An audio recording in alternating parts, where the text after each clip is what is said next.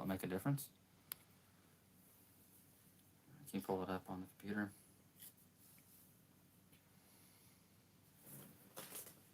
Third time's a charm, I hope. We're having some people are commenting and they're hearing my voice. Sorry about that. We have done this several times and we tried to do it again the same way that we've been doing it. Our old laptop went the way of the dodo, and we've been attempting the last couple live chats to use Microsoft, and it has been a pain, a big pain. So probably going to have to do something about that soon. I'm on my cell phone right now, but I don't know if it's different to you all, but is the visual better with a cell phone than it is a laptop? It looks like there's higher quality, which is probably not good. You'll be able to see all my imperfections on my face. All right. Well, thanks everyone for coming on without any notice. There's a lot going on right now. This is the time of the year we're all feeling a little bit burnt out. It's the worst time of the year for that to happen if you're feeling the burn like most everybody is. We need to get out there, especially in this area. If you're going to get those mite levels and get them down low, get to it now.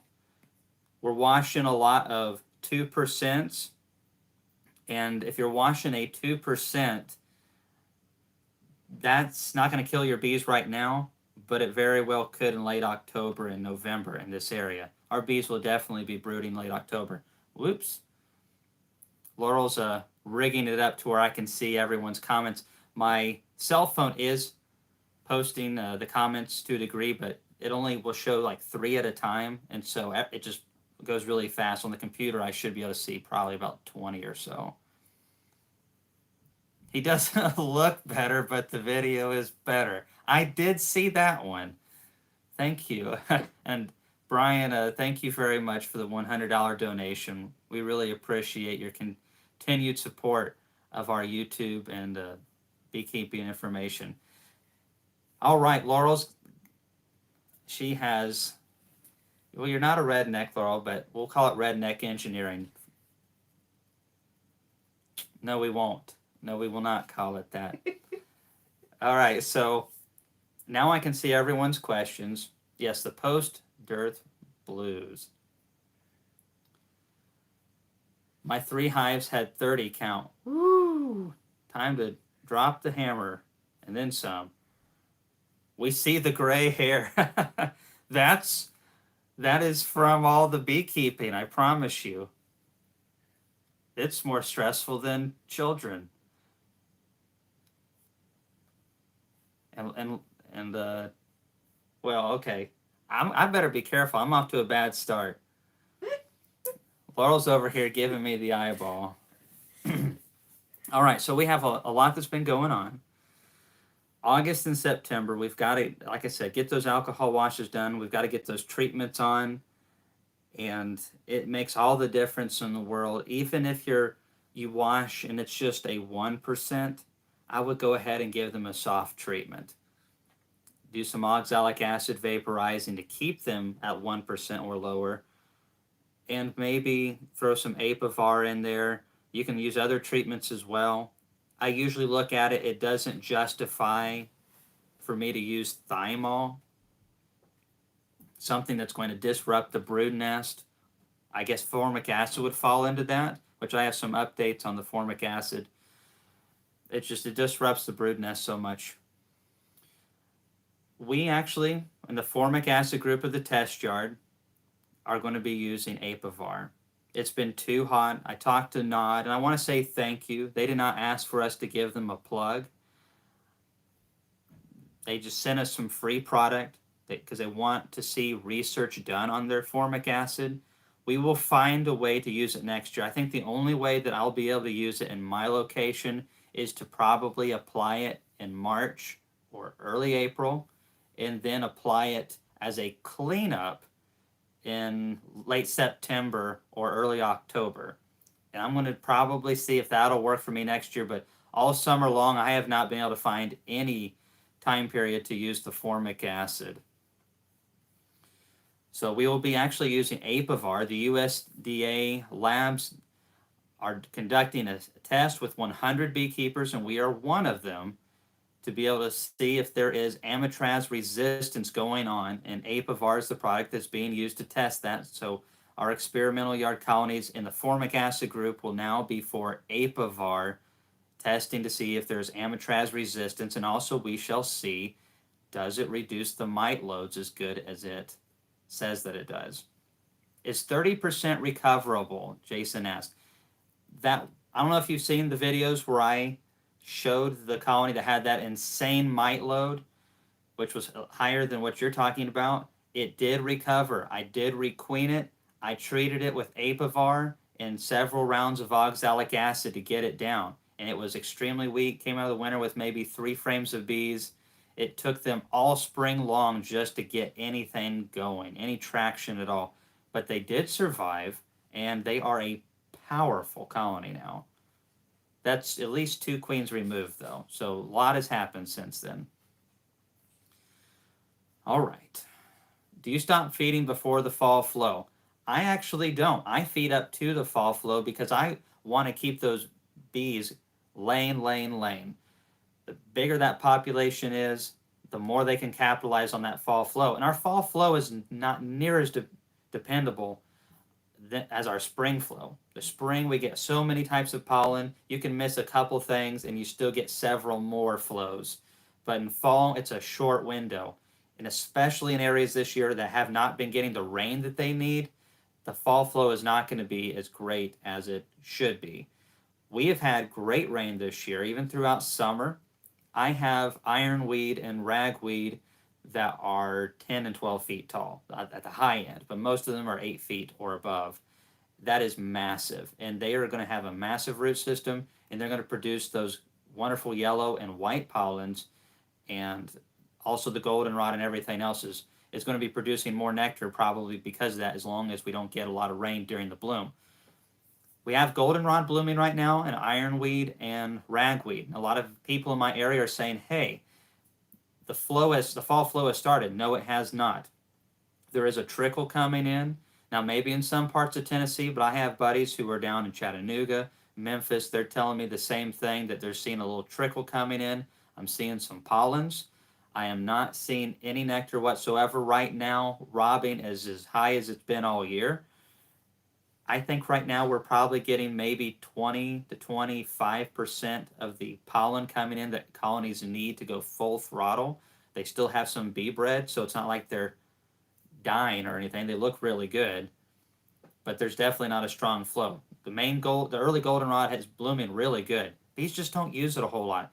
The ones that have the blossoms horizontal really don't seem to do much for the bees, but the ones that bloom and they're more vertical, and they do a lot, and they're the ones that give you the nectar, it seems like. All right, getting to some questions.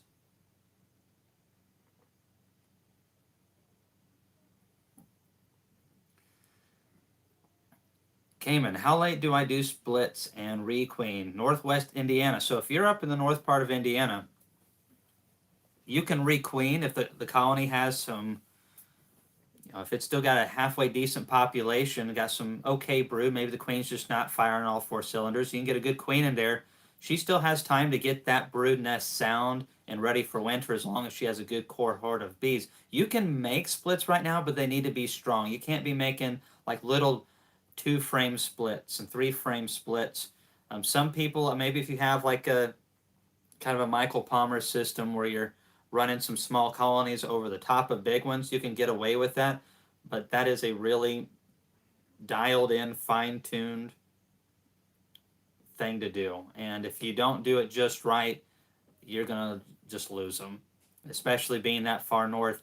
I'm not super familiar with beekeeping in Indiana because I never had bees up there, but I did live up there for several years. Pretty familiar with that area, and you all get a lot more winter than we do, that's for sure.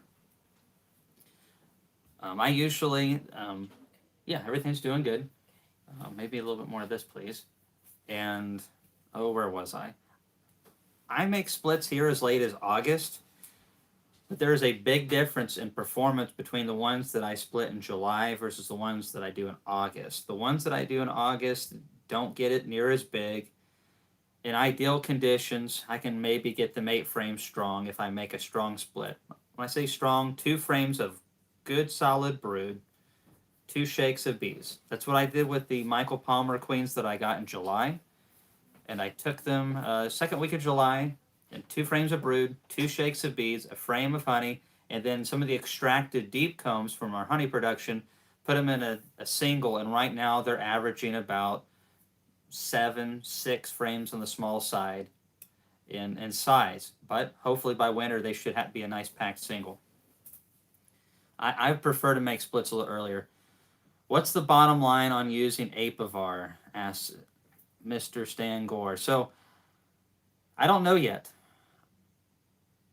In my heart of hearts, I want to get away from using synthetics, and Apivar has proven to be inconsistent for some beekeepers that I trust, and also inconsistent for me. Was it a bad batch? Are the mites becoming resistant? I don't really have the answer for that. I have a lot of rumors. I have some information from individuals who I can't even name right now, which is frustrating. But when I give my word, I keep it. So there's a lot of issues, and it could be a lot of things. And some people are saying Apivar works good in the spring and not in the fall. That's why hopefully we'll figure something out, as the mites right now in the test yard are experiencing those Apivar strips, and hopefully it does a good job and we don't have to come back and clean it up. Do you have an update on your horizontal hive? We do. It's doing great. It's in the middle of mite treatment right now. It's getting thymol, and hopefully it's going to clean it up really nice. The bees are doing fantastic in there. I'd say it's covering 18 deep combs, which is a good size. Do you add a deep box to your single deep colonies to overwinter, or leave them in a single deep overwinter? So the single deep colonies almost all have double deeps right now. Unless we split them down for whatever reason, when we get done with pulling the honey, we put another deep on them and build them up into that second. If for whatever reason they don't need that second going into winter, we'll remove it. We overwinter singles, we overwinter doubles. It's more about the quality that what goes into winter, and they have plenty of food stores. So Dandridge, you had a drought out in Dandridge. Wow, we did not. Not too far away, but doesn't take much. Got the sunflowers going. Okay. Peter Hicks came in off subject, but need jars, quart and pint. Bob's got some, but he's 4 hours away. Any hookups on jars? 40 to 50 cases. Man, I don't really have a good source as far as something I think that's in your neck of the woods. Right now, buying them from a beekeeping supply company is super expensive. And I do know of Arkansas glass. Of course, it's in Arkansas. Really good prices. However, they don't deal with super small orders. I don't know what all the details are. I'm looking at getting my jars from Arkansas glass. I would Google online and see if there's a jar manufacturing company near you, because they sell them a whole lot cheaper than most of the bee suppliers do. You might have to pick up a bunch at a time, but it sounds like you're already willing to get more than just 1 or 2 cases. Maybe you can contact your local beekeeping buddies or bee club and knock that up a little bit, and on getting it up to 100, 200 cases or something. I don't know. I just know in Arkansas they don't really like fooling with smaller orders.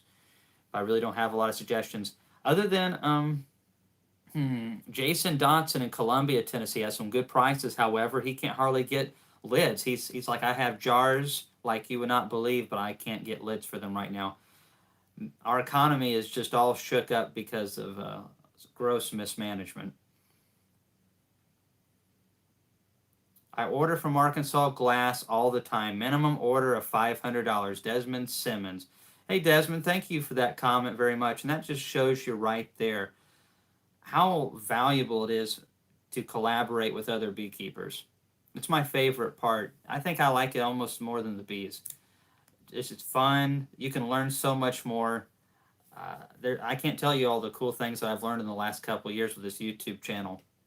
I just don't. You can only do so much by yourself. There's only so much time in the day. So anyone that's in the Arkansas area, maybe you ought to look into something like that, because what I was priced last time from Arkansas glass, it is a lot cheaper than anything I can find nearby. All right. What are your thoughts on combining several smaller queenless hives with a weaker queen right hive?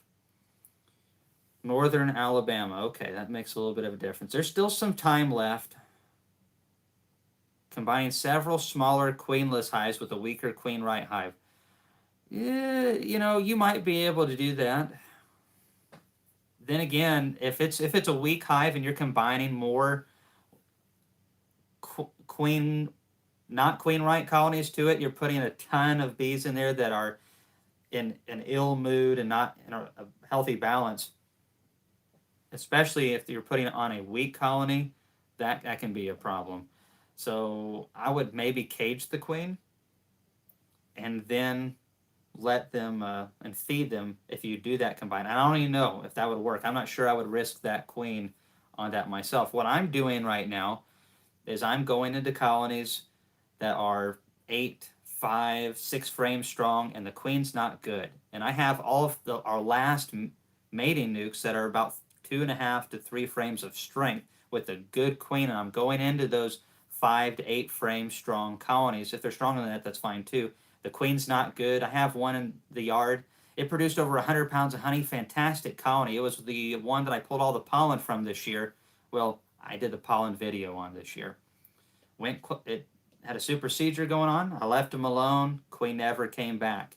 So they're queenless right now. I hit them with oxalic acid vapor, got them cleaned up, and I'm going to take a 3-frame mating nuke with a nice queen with a beautiful pattern, and I'm going to cage her, plug that into the center, and feed them, and that will work great and get that colony where it needs to be. Let's see. Okay, so someone above asked about the conference just a little bit. I'm going to just talk about that for a second. You can kind of see that board over to my right. Hey, B-Lord, third time's the charm, man. So we are working diligently on the conference, and many of you all are coming to that, so that's exciting. It's a lot of work, but it's going to be a lot of fun, just like it was last time. We have, as you've seen, great speakers that are going to be coming. We're going to have a honey show this year. I'm going to be releasing the details and the rules and the parameters. It's going to be very similar to other honey shows. It's going to be a little bit different, though, because we're just going to have 6 different things: wax category, comb honey category, a chunk comb in a jar. Everything's going to be in a 1-pound jar, then light, amber, and dark sections, and blue ribbons, of course, in each category, and 3 different places in each one. So that'll be fun. And maybe what I've been talking to some of the bee companies, that certain bee companies are going to sponsor first place, so you get like a blue ribbon and maybe like a pollen trap from somebody, and kind of have different awards for different things. We're going to try to make it fun. It's all going to be pretty laid back, but we've got Rick Sutton, who does honey shows for some of the biggest conferences in the country, so that'll be a lot of fun. At this point, I wanted to also say, this is exciting. So for those of you who watch Ian, his big Easy Loader machine, Easy Loader has offered to bring one down into the conference building. And the room we have this year is big enough we can bring it inside. So if nothing changes, we are going to have Easy Loader from Manitoba bringing one of their full-sized units down. Yeah, Yvonne, I saw actually your check in the mail, so you are good to go. I will be sending an email notification to you and to a lot more people. By the way, we have almost 400 people signed up for the conference right now, so it is getting full quickly. That is pretty exciting, because I reached out to Better Bee this week, and they're getting back to me. A lot of these companies, and they're, when you can say that there's 400 people coming, they're more likely to come, and not only come, bring nice license extractors, honey pumps, cool gadgets that we all want to see. If you're looking at buying Arkansas glass, you need to contact Package Support Group. They handle the smaller accounts and are located at the same location. Thanks again, Desmond, for sharing that. There are a lot of beekeepers in Tennessee, Arkansas, Northern Alabama that will be helpful. And some of them are on right now, and some of them will watch this video later. Have you used Ian's queen excluder method for building up nukes before winter? I have done similar things. I don't use it on a regular basis like he does. It's a good system. Obviously, it works. There's a lot of ways to do similar things in beekeeping. I use a double screen board. I've got a bunch of those going on. Bob uses double screen boards a lot more than I do. And it's kind of similar where you have some of the heat coming up, pheromone exchange. Sometimes I'll use an excluder and I'll shake all the bees off and put it above and let the nurse bees come back up, kind of like what Ian does sometimes. So I don't really do what he does on a regular basis. I'm done splitting for the year unless I just absolutely have to. I have no desire to split at this point in the year. It's a lot of work and the percentages aren't as near as successful as I'd like to be. Chip Sleeper. Hey, Kamon, I put Apivar strips in my hives 5 days ago. 0 mite drop on the board. Strips were unopened but old. Should I assume they aren't working? If they were past expiration, I would be concerned about that, Chip. There's also some talk, well, there is talk about Apivar strips, ratios, and how the amitraz is impregnated into the strip is different. And there is some speculation with researchers that the amitraz is not releasing near as fast as it was in the old method. So there are people saying that it could take a couple weeks before it even starts killing mites with the new strips. We still don't know if that's true or not, but I keep hearing more and more stuff like that. Kamon, is there a way to PayPal for the Hive Life conference? Well, we could open that, and we actually did for a handful of moments this year, Saint Germain. However, we had a check price and a PayPal price because, of course, PayPal takes their piece of it, and it's every single time. And I'm not saying you would do this, but there are so many people who just choose not to read everything, or they make a mistake. We did PayPal and switched it over and thought, it'll work out. The first person who signed up and used PayPal this year did it at the check price and didn't include the fees. And with like 4 people, that was like $28 in fees that we did not, get. And I think a lot of people look at it and think, man, they're making a killing on this conference. It's not up to me to, well, it is up to me, but I'm not going to tell everyone my numbers. But we don't have that big of a profit margin on this right now. We're just happy to break even, and but we've got to watch those things. So we're trying to keep it simple. We might be able to work something out though on an individual basis, Saint Germain, as we find time. You can send me an email about that. Maybe we can get that to work for you if that's something you'd like to do. But we did not make that a regular option for everybody. Yes, there is a hotel that's actually connected to the convention center. I just got some discounted breaks from them, and it's got an indoor water park, so the break isn't as good. If you all have not got a hotel, the ones that are coming, just give us a little bit more time. I'm collecting all of them together. I'm going to have about 4 or 5 more options. Some of them are with taxes and all the fees, about $60 a night with breakfast. Looks like a really nice hotel. And then some of the nicer ones that have indoor water parks that are within walking distance, they're probably going to be with fees around $120-ish, $130 a night. So it just depends on what you want. But we're going to try to have all the options from big to little. Laurel's got a message, so wait.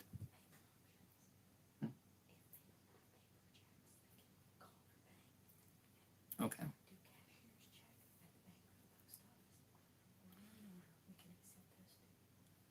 All right, so Don said, Fox and Hound Bee Company out of Birmingham, are they coming to the conference as a vendor? I've actually am putting together the vendor packet right now. I have about 20 odd people who have verbally committed. However, there's plenty of room. So anybody that you all think would like to come to the conference, I will be sending out a vendor packet soon, and you can share that with them.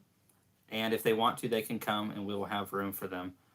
I think it's going to be quite the trade show this year, and I'm excited. We got some really good deals. I'm going to be buying a lot of stuff myself. All right, let's try to get back to some questions. One, how do you like the Hillco 20 frame extractor? I was not able to try the one that I was given to test because of gross mismanagement of the economy. It is hard to get anything right now in this country, and extractors are no different. Everybody's behind, and John reached out to me, and it worked good for both of us because I'm pretty busy as well. And he's like, there's a guy down the road in Tennessee. We've got a shipping container full of extractors in California. It's been parked there for 2 months, and they're so far behind we can't get anything to them. Now, I think that things have been straightened out since then. But at the time, John's really into customer service, and so he's like, I'd love for you to do a video on it, but I would rather take care of this customer who's been waiting and needs to extract their honey with it. So that extractor I had from John at Hillco is actually in the hands of another guy, I think, in Spencer, Tennessee, who's been using it. And so far, everything I've heard from anyone who has one is that they like it. I have no personal experience with one at all.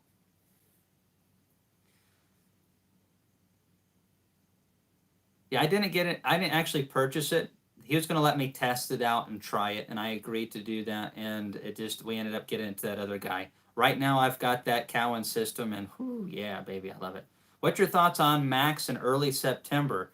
I have a friend who uses Max in September and October as long as the temperatures are right, and he's very consistent with his bees. However, your mite loads better not be high right now, or by the time it becomes available, if you don't get that below 85 or whatever the temperature range is on that, you can't be waiting too long. You've got to get your bees need to be clean right now. That's one of the main reasons that I put this chat on, is to remind people it's a hot time of the year. It's not the best time as far as fun for beekeepers. However, now is the time. If you are going to ensure that your bees overwinter good, now is the time to get in there and evaluate and fix anything that needs fixing, get those mite levels low, feed them if they need to be fed, stimulate them to grow, and build that powerful winter cluster. And that's the best thing you can do in the north. It's the best thing you can do in the south.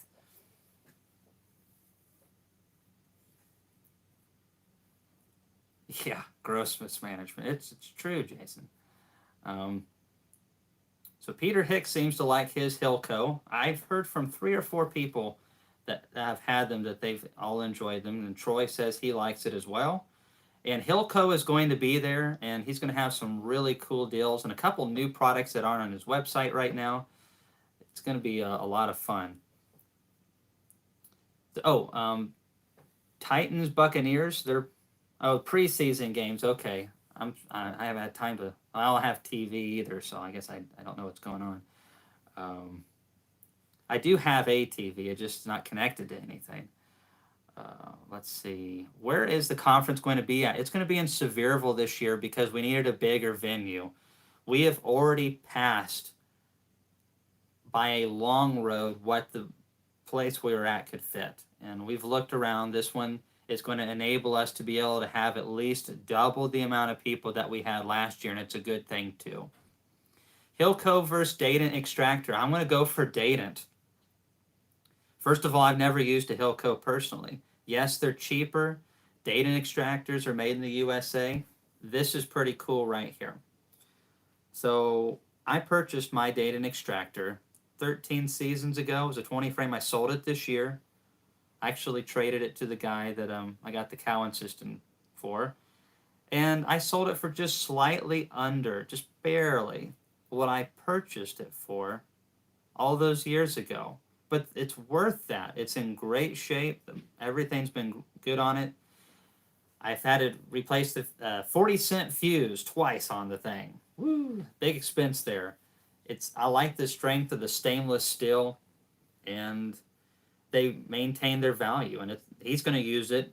He takes care of it longer than I did if he isn't beekeeping that long. So they last a long time, and they're strong. Hillco, they could be as good or better.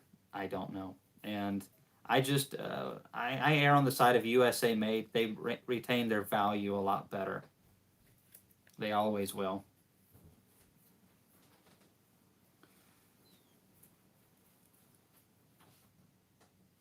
And I will say though, I have a Hillco smoker, and I have a Dadant smoker that's 20 years old, and the Hillco smoker, I ran for about 3 months really hard. It's like the only one I used, and I'm having a little bit of issues with their smoker. The top assembly is coming loose a little bit on me in 2 different places, and John is working on making sure that gets fixed. I really feel like if that is the way that it needs to be, it will be a great smoker. That top assembly just has a little bit of issues. But right now, I mean, I've got a 20-year-old Danish smoker. I backed over it with a 4-wheeler about 10 years ago. Still works great. Love that thing.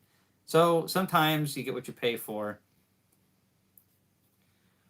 All right, back to questions. What's the best patties to use right now, winter or summer patties, Central Kentucky? If you're going to use a pollen patty or a patty to stimulate the bees to grow, you definitely want a protein patty. You got to watch out for small hive beetles.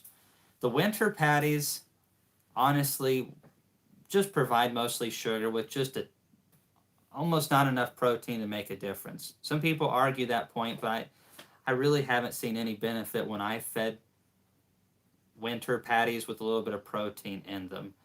If you're going to feed pollen patties right now, it's best to feed them in smaller amounts or cut them into strips. So what we're doing with the Man Lake patties that we have right now is we're taking that rectangular patty and we're cutting it into 3 pieces the night before. So if you go to a yard of 40 colonies, we'll prep a pound per colony and have those in 3 different sections. And then we will lay those about, that far apart from each other, and bees are able to get to the edges of each one of those. More surface area means they eat it quicker. And we have up to 100 beetles probably on, not all of our colonies. Some of them have 50, 100, 120 beetles, and we do really good. Occasionally we'll get a little bit of larvae in the patties, but nothing that's going to hurt the colony. And of course, if it's those colonies are over a single strong, 5-frame nuke's going to get a third that. Weaker colonies definitely get less. Are tickets still available? Yes, we allotted about 500 spots. That's what we hope to have, but we are almost at 400. We're like this close to 400. I think maybe 390 right now. So that's really exciting. We're gonna run out of room pretty soon, though. I stepped up to a Danish smoker thanks to you, Cam. Well, I think it's just one of those things. It costs a little bit more, but if you're going to be in beekeeping for a long time, as long as you don't back over it with your truck, they're such a nice smoker. They really are. And one tip that I'll give you all, one of the most frustrating things with any smokers after you've used it for a while, you get some of that carbon buildup, or creosote, whatever, around where the lid attaches to the barrel. And you can, of course, keep that clean and you don't have to worry about it. It'll close and open pretty easily. But a lot of times when it's hot, you can easily slide it on because the heat is kind of like with beeswax or propolis. It loosens it up. But once it cools down, it solidifies and you can't get that lid off for nothing. If you just leave that lid open, this makes sense, but I always close my lid. Why not just leave the lid open? So you don't have to worry about it. So here lately, I've been leaving my smoker lids open so I don't have to worry about having to pry it apart. Blessed with a used Man Lake 18.9 used. It was 200. It was missing a ball bearing.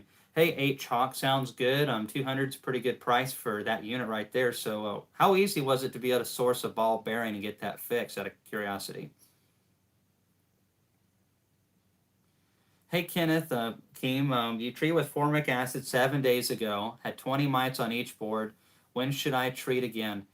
If you follow the instructions that they've given you and do exactly as formic acid is recommended, I would wait a few weeks, maybe 2 or 3 weeks after their treatment program is finished for their product, and then I would do an alcohol wash and make sure that it got those mite levels all the way down. You can do a sugar shake wash or whatever. They're not quite as accurate, but do a wash. And if it does a good job and the washes look good and everything, then do some oxalic acid in December or January. And if you have oxalic acid vaporizers, and just knock them back again. If you don't have that, it's not the end of the world. I just like to go ahead and clean them up. Mites are such a big problem this time of the year. Worry about it. If you over worry about it and over deal with it, it's going to be better than the opposite of that.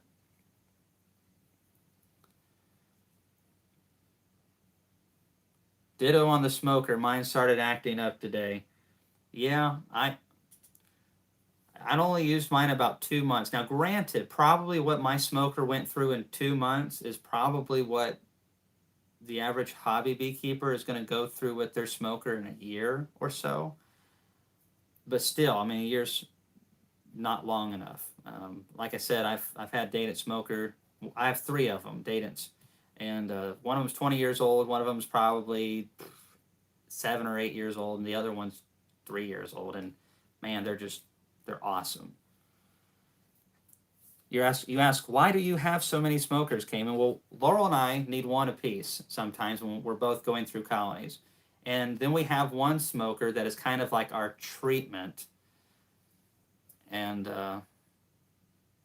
treatment smoker. And so for touching it with thymol or oxalic acid or just, if we were doing oxalic acid dribble, if we accidentally get any treatment on it, it's one that we want to be able to clean and kind of keep to the side. It's kind of our dirty smoker. One thing that anyone who's coming to the conference or thinking about it, if there's a vendor, again, let them know. But also, if there's someone that maybe is on the fence, like Better Bee, maybe email them and just say, hey, we'd love to see you there.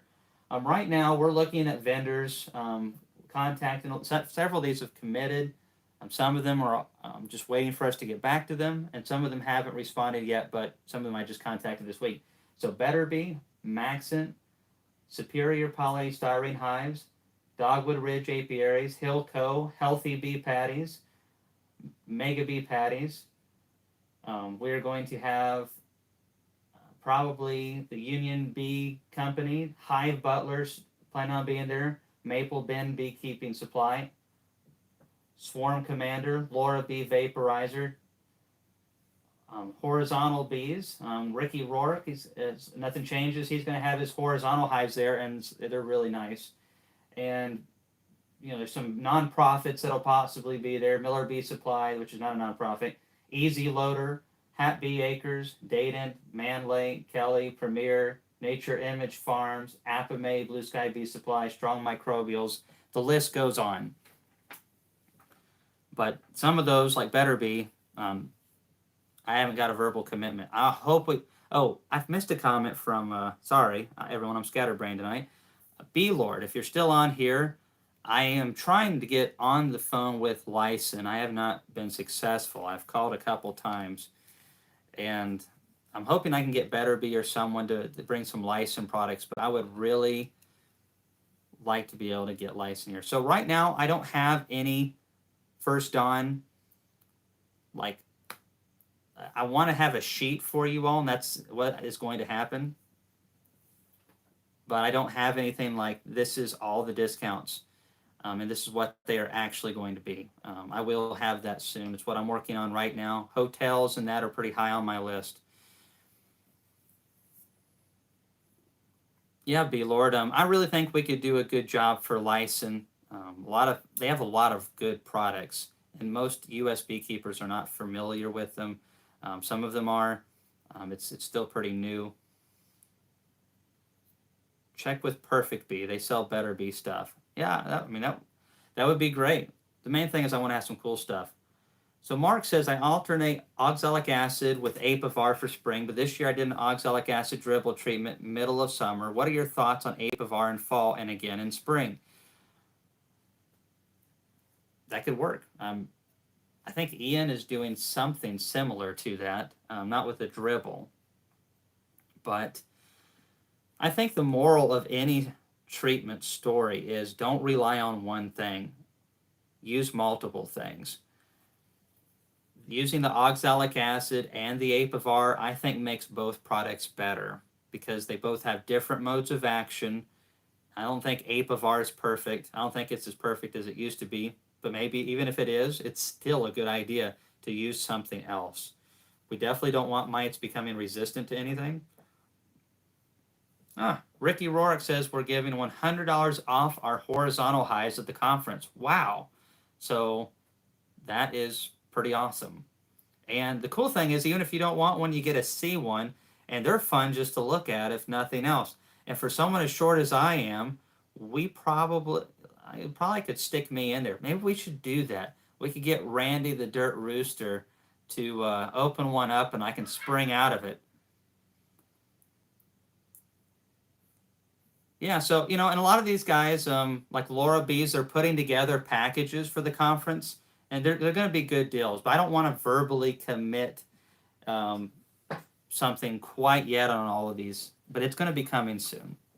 I can tell you that with Dadant and Man Lake, just the basic stuff, pre-orders is 10% and free delivery. So 10% off of 100 boxes or 10 boxes and an extractor and all that stuff adds up really fast. Plus the free delivery adds up, especially if it's not something that qualifies for free shipping. And then there's going to be a couple items that are going to be at a really ripped price. So that'll be good. Is that the hive Randy got his dad? Maybe so. Can I still feed patties and syrup when using oxalic acid? Looking to change treatments. You can.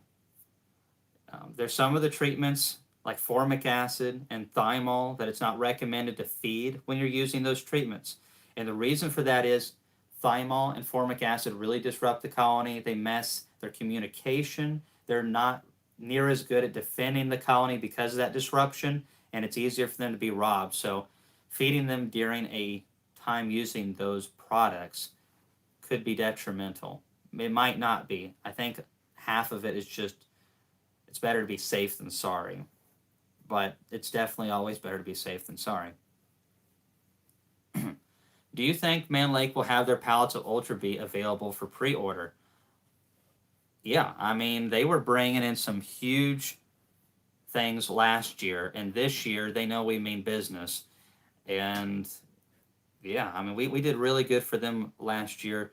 They're going to be giving us a really nice price on Ultra Bee is what I've been told already. So you might be able to get a cheaper deal than what you can get on the 10% off on that. Now, I am sure that you can't get the slashed price and then the 10% on top of that, because from what I understand, it could be like basically they don't make any money on that product at that slash price.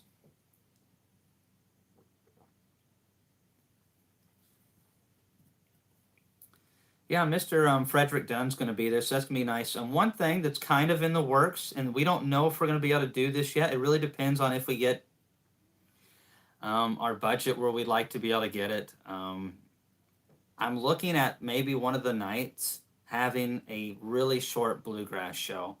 And it's not going to be basic or anything like that either.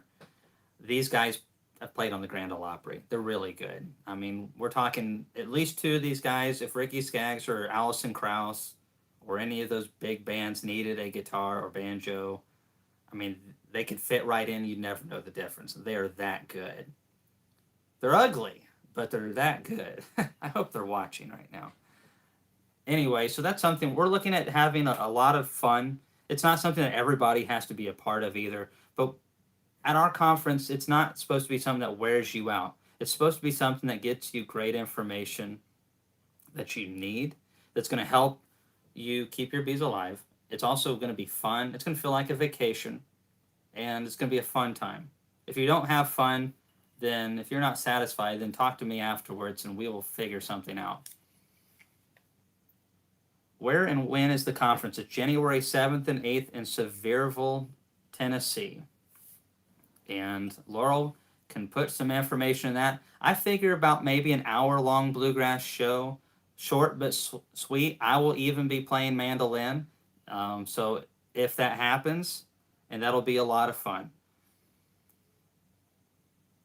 Hey, Kamon, my bees are back filling the brood nest with sugar syrup.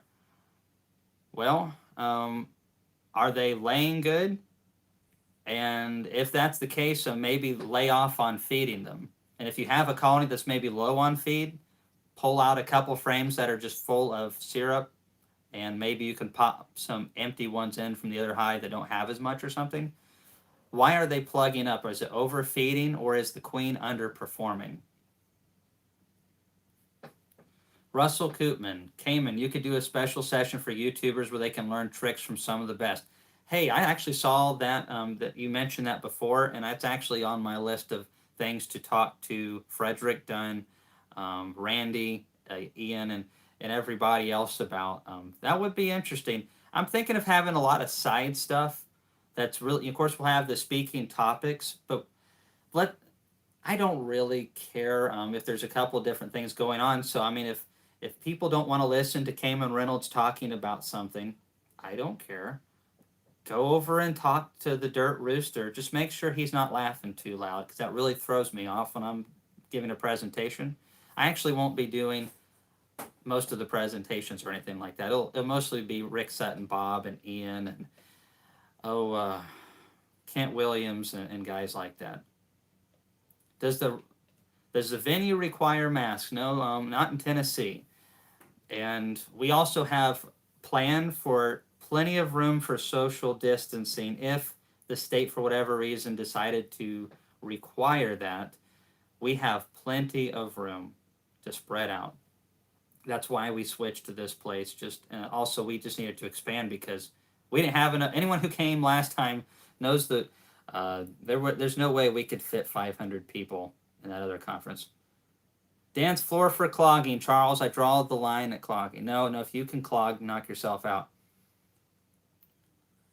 Just a shout out to you all for Laurel for planning the conference. We appreciate all you do for the future of beekeeping. Anything we can do to help, please reach out to us. Hey, Palmer brothers, I appreciate it. Is Saracell vendors committed yet? Now, is Saracell out of Australia, Jerry? Are they originally out of Australia? And if we can get someone here in the United States that carries them, that would work out. But I've reached out to already one Australian company, and I forgot in Australia, they're shut down like Blockbuster. They're really shut down. I could be wrong, but that's the person on the phone was like, you guys are doing stuff? I'm like, this is Tennessee. Yes. Will Laurel be making Mountain Girl biscuits? That's asking a lot. I don't like sharing Laurel's homemade biscuits with anybody. That's for sure. No, that's a lot of work. Do you think I'm running this thing? This is all Laurel's doing. I'm just out there running my mouth, and she's the one that always is getting everything nice and done and organized. So she won't have time. So it's New Zealand. Okay.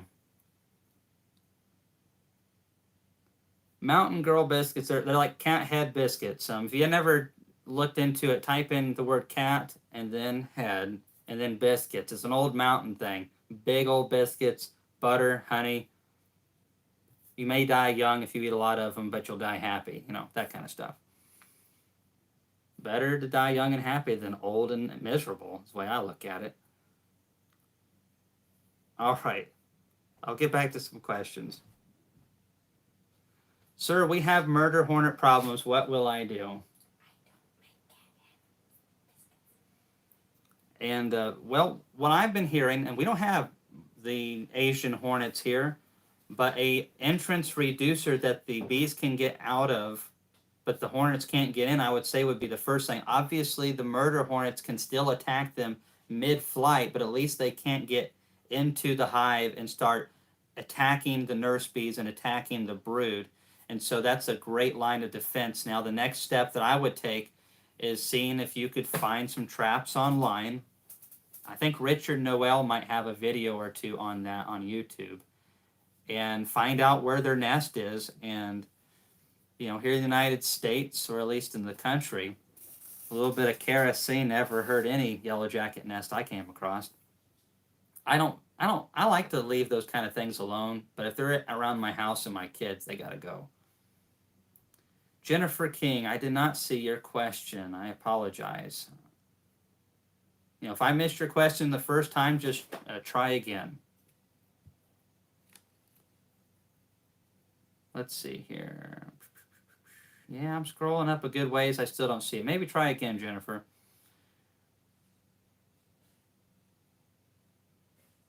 Okay, we'll try again. Love the Dadant extractor. Works great. Hey, Dennis. Glad you're doing good. I hope you had a good season this year. We're looking forward to seeing you in January again. And I hope your daughter's doing good with all that beekeeping there at her college. All right, so Blythewood Bee Company carries a lot of their stuff. I have it on my list to contact Blythewood Bee Company. So, you know, right now we're still a pretty new kid on the block. And so some of these companies are like Kamon, Reynolds, and Hive Life Conference. Well, we'll give them a couple more years. But we'll give them a call and see what they say. Most of them are really good to work with. All right, got that written down, so I'll make sure I get that done Monday. Did you get the sleep and discount issue resolved for the conference? It should be solved this week. I contacted them. They said they had it working. All you got to do is mention Hive Life Conference, and now it's not working. Miscommunication on their end, but I'm not very happy about it. When someone tells me it's working, and I tell 1,000 people that it's working, it's a little embarrassing on my end that it's not working like they said it would. So Jennifer King says, I'm a hobbyist and coming in January. Will there be discounts for us as well? Also, how do we enter the honey contest? Do we have to sell it or just bring a jar to enter? Great questions, Jennifer. And there will be discounts for you. It's not just for people who buy in bulk. There will be, when I send out emails, and I'll be sending YouTube videos, and if you do Facebook, follow me on that. Please don't send a friend request. Follow me. The friend request makes it a lot more work for me to deal with. But you'll still see all the stuff. I will be posting information as these companies start announcing their deals. Some of the deals fall into pre-orders, but there will be a plethora of deals that will be for and at the conference only. And it'll be something like a vaporizer, or it'll be something like a regular box, or an insulated Apame hive. Apame is planning on putting a good deal for us on a couple of their products. And so if you're already planning on buying some of this stuff, you probably find almost anything that you would want, no matter what type of beekeeper you are, on sale. Whether you're a hobbyist or professional, we're looking to make this a good thing for everyone and to at least get your ticket price paid for in the savings on stuff you're already going to buy anyways. I'm even looking into seeing about getting a jar vendor there as well, just to see if we can get a bunch of cases there. I don't know if we will, but definitely we are working as hard as we can to get you those best deals. Now, as far as a honey contest, you will need to submit it the first day. So on that Friday, we're going to have the cutoff after lunch, which I think will be at 1:30. So we'll probably say 2 p.m. will be the cutoff time. You'll have to have your jar submitted. And of course, you will be given a number on your jar. No one will know the name except probably Laurel. The judges won't know whose jars is what.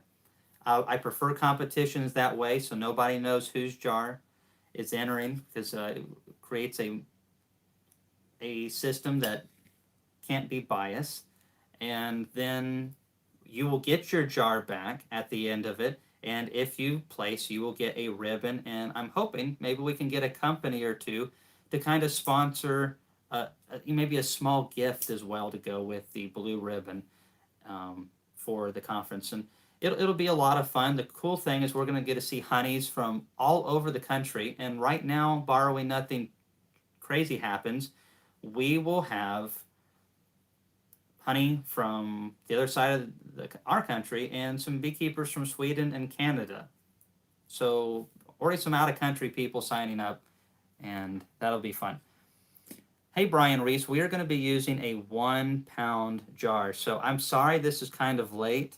We weren't really planning on doing this originally, but after talking to Rick Sutton, who has been doing these events for decades, and he is really knowledgeable about honey, and there's Bob Benny, who's extremely knowledgeable. I figure Bob will be one of the judges as well. We will have a great time, and it'll be a lot of fun to see all the honeys. I think we're also going to do a 1 pound jar swap. So let's say everyone brings 3 jars of their own. Then they can swap that with somebody they meet at the conference and get to try their honey out. If things change on social distancing, we may have to scrap that. But currently, that's the plan. How much are the tickets for the conference? They are $180. So I've had a couple people say that is quite a lot, and I understand that it is. I understand that these venues are not cheap, and especially this one this year. And we don't pay our speakers peanuts either. If I have anything to do about it, though, you will receive $400 worth of value for that $180. That's the way I like to do things. And thankfully, it's not just dependent on me.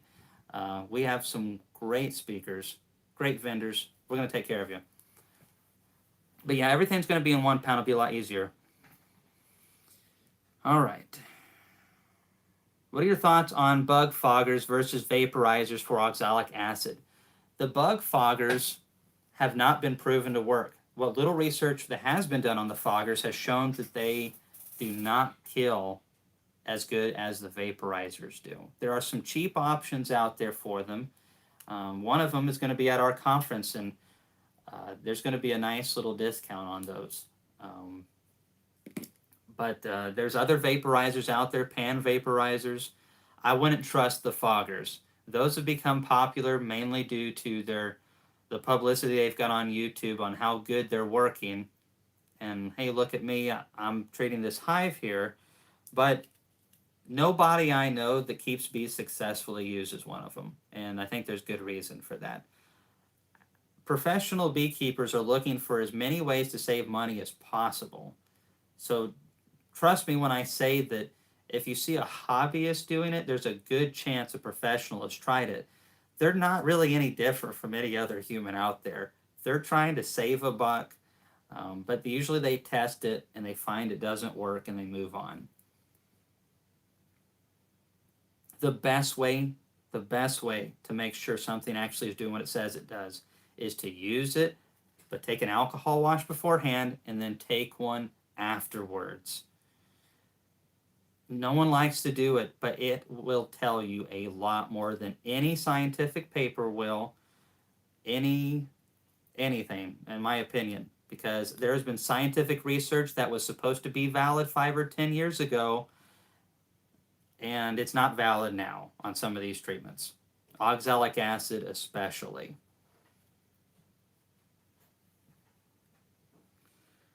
Kamon, I did Apivar this summer, planning to do Apivar after the fall flow, Central Kentucky. December planning to do oxalic acid. Does it sound like a good treatment schedule? It could be. If the Apivar knocked the mites really down low, and they're low right now, that sounds great. But if your mites are a little bit high, then you need to probably put that Apivar on now.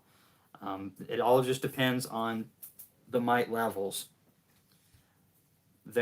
All the guys that I know that are doing really good they have their schedule. They do their alcohol washes and just do them usually you just do them for a handful of years, and then you can dial in a regime that works for you. And then you do checkups periodically to make sure that nothing has changed and it's still working.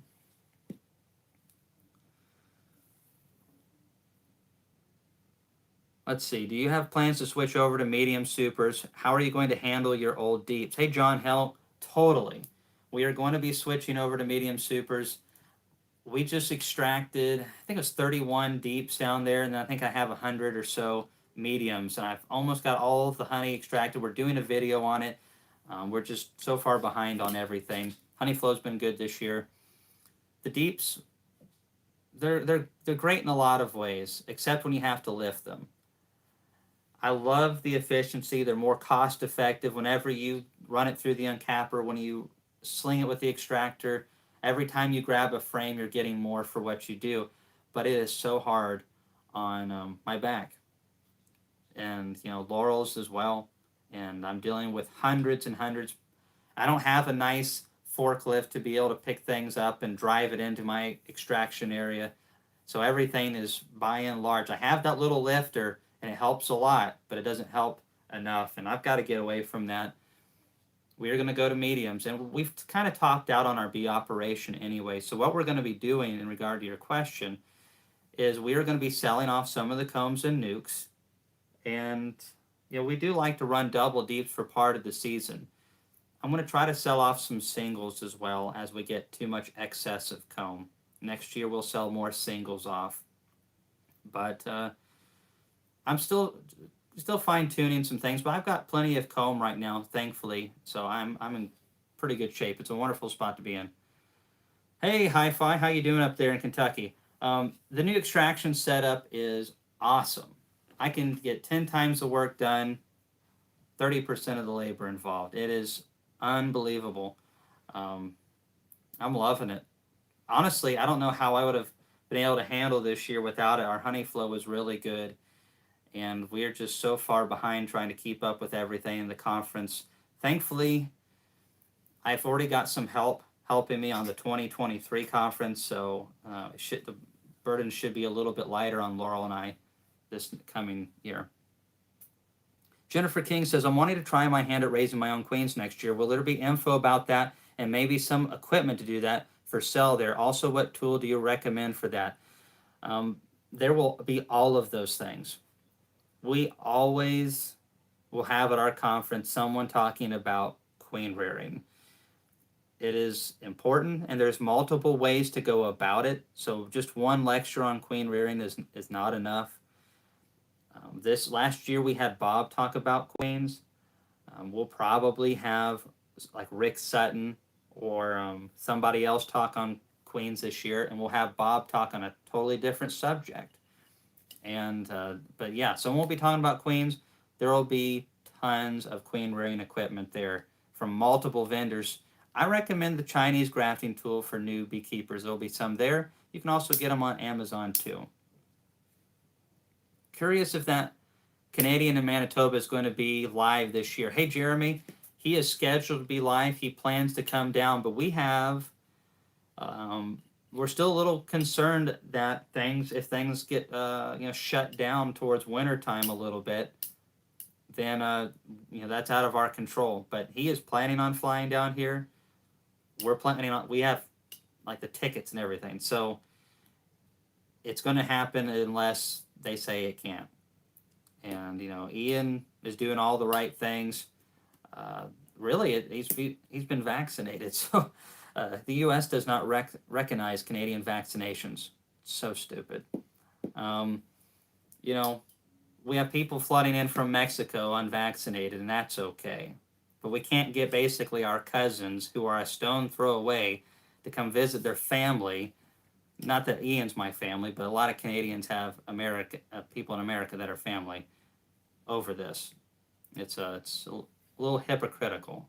A little consistency from the government would be nice, but that's asking too much. What are medium supers? Medium supers are you have 3 different sizes that are pretty much talked about by and large in the U.S. You have the deeps, 9 5/8, I believe. Then you have the mediums, or the 6 5/8, and then you have shallows that are an inch smaller than that. Most people don't use shallows these days unless they're doing comb honey.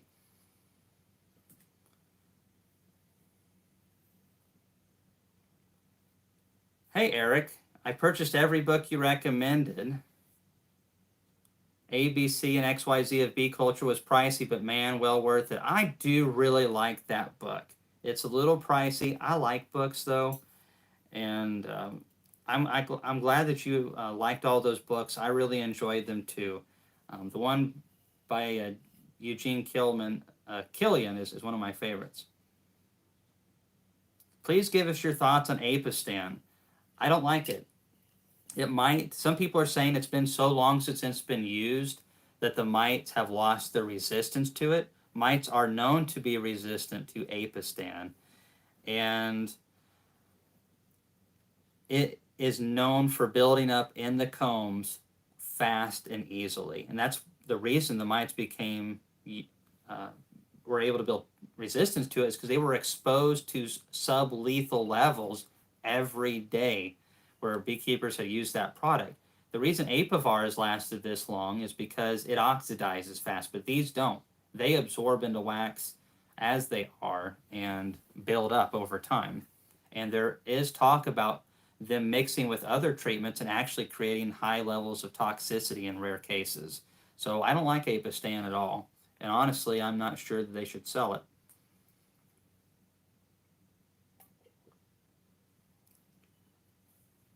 Hey, blue-eyed beekeepers. Oh, well, thank you very much for the fine and kind words, blue-eyed beekeepers. I don't have all the information. I try to share what I do know and let you know when I don't have it. That's part of the reason I'm putting on this conference, though, is because a lot of the fellas that are going to be there and ladies, they are going to know stuff that I don't. I'm excited to learn it with you all. The thing that I enjoy most is the collaboration, the roundtables. All of these speakers have been selected. I have talked to them onto the phone because when they're off the stage, they get off and they talk to you. You ask them a question. Obviously, they're busy, so they can't sit there for 40 minutes probably, but they're not going to brush you off either. They're nice people that care about the beekeeping industry and beekeepers. And there's change coming. I've said this before and I'll say it again. There are big changes coming to the beekeeping community, and it's because we're collaborating better. We are focused buying products that are better. We are more informed. And I think that's because we're informing each other better, and we have access to better education, and we're not just listening to the manufacturers who are posting, have the best advertising power. I really think a lot of cool things are headed even 10 years down the road that we don't even see coming yet. All right, Hi-Fi, I saw you had a question up there somewhere. I can't find any reliable info on ironweed. I said ironwing because there's also the wing stem, I guess, during that time. Ironweed as a good honey flower, or is it just a pollen flower? I have never heard of ironweed or even looked at it. I don't think it produces nectar. I could be wrong. Even as the bees gather pollen from ironweed, if you watch it, they will, and I'm sure you know this, Hi-Fi, but they fly next to it. There's a couple ways bees will gather pollen, and sometimes they'll get in there and the pollen gets all over them, and they get it all over themselves with those fine hairs of theirs, and then they groom it down into baskets. Well, they can't do that with the ironweed the same way where they can get down into it. They will fly next to it. Their wings are building up that electrostatic charge, and that pollen just clings onto them, and then they can build up more and more pollen and groom that into baskets. I don't even know how good the pollen quality is, but we're getting some of it right now. I would love to see some research on that. Ian can be family. Hey, Uncle Ian. Yeah, Ian, I don't know if he's an uncle to me. Ian's kind of more like that older brother that, picks on me all the time. Let's see here. Do you have any recommendation for quart jar supplier? Not really. Arkansas glass down in Arkansas is really the best thing I know as far as bulk. There's a look online, see if you can find some manufacturers, but usually they don't want to sell in small orders, and I can't say that I blame them. If you're in Tennessee, you can look down in Columbia. Jason Dodson has good prices. But if anyone, I don't even know your location. You could be out in Arizona for all I know. So I'm not sure that's helpful or not.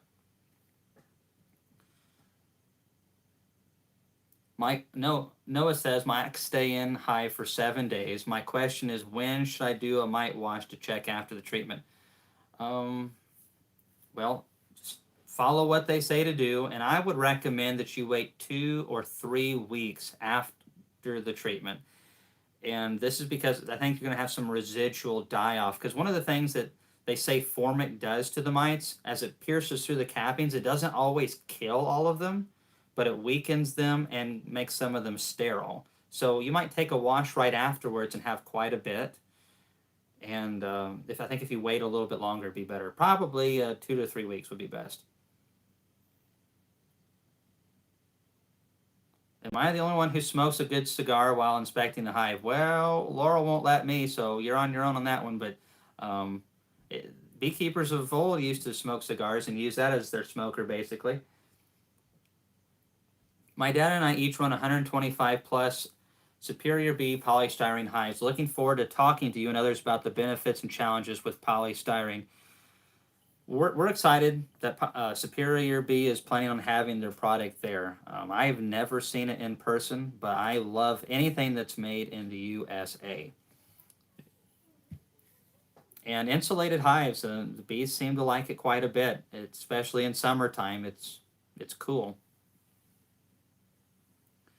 The kudzu is starting to bloom. Is that a good source of pollen and nectar? It does produce a bit. I wouldn't say it's a really good source, or we would see major flows and stuff, but it does it contribute? Certainly. Let's see. All right. Johnny Walker, thanks again so much, Johnny Walker, for coming on and supporting our YouTube channel. Thank you very much, Johnny. Let's see. I hadn't thought about doing pictures of queens. How much of your business is honey, and do you think we can make the domestic honey market more significant for American beekeepers? Great question. So vegan beak, I'm going to ask you a question as well, and I'll try to see if you answer below. So you say vegan beak. I assume that means you're a vegan. Nothing wrong with that. I do like meat. However, I have a friend who's got actually a condition, and they have gone that direction because it's better for her health. But I wonder how you feel about eating honey and falling into that, if that actually is what you engage in. So getting to your question, how much of our business is honey? Oh, goodness. I would say 25% to 30-something percent. It's really kind of changed over the last year or two. Last year, it was definitely smaller than it's going to be this year. It kind of really depends on the year. This year, we've produced triple what we did last year. And that's for two reasons. The flow was twice as good, and we did have more colonies this year as well. But obviously, on good years, we're going to make more, and it will affect the percentage of our business. We sell our honey differently. We sell it in cases. I delivered, I think, 10 cases of 12 2-pound jars. This just, it was this week. Yeah, still this same week. And those sell for $5 to $5.50 a pound.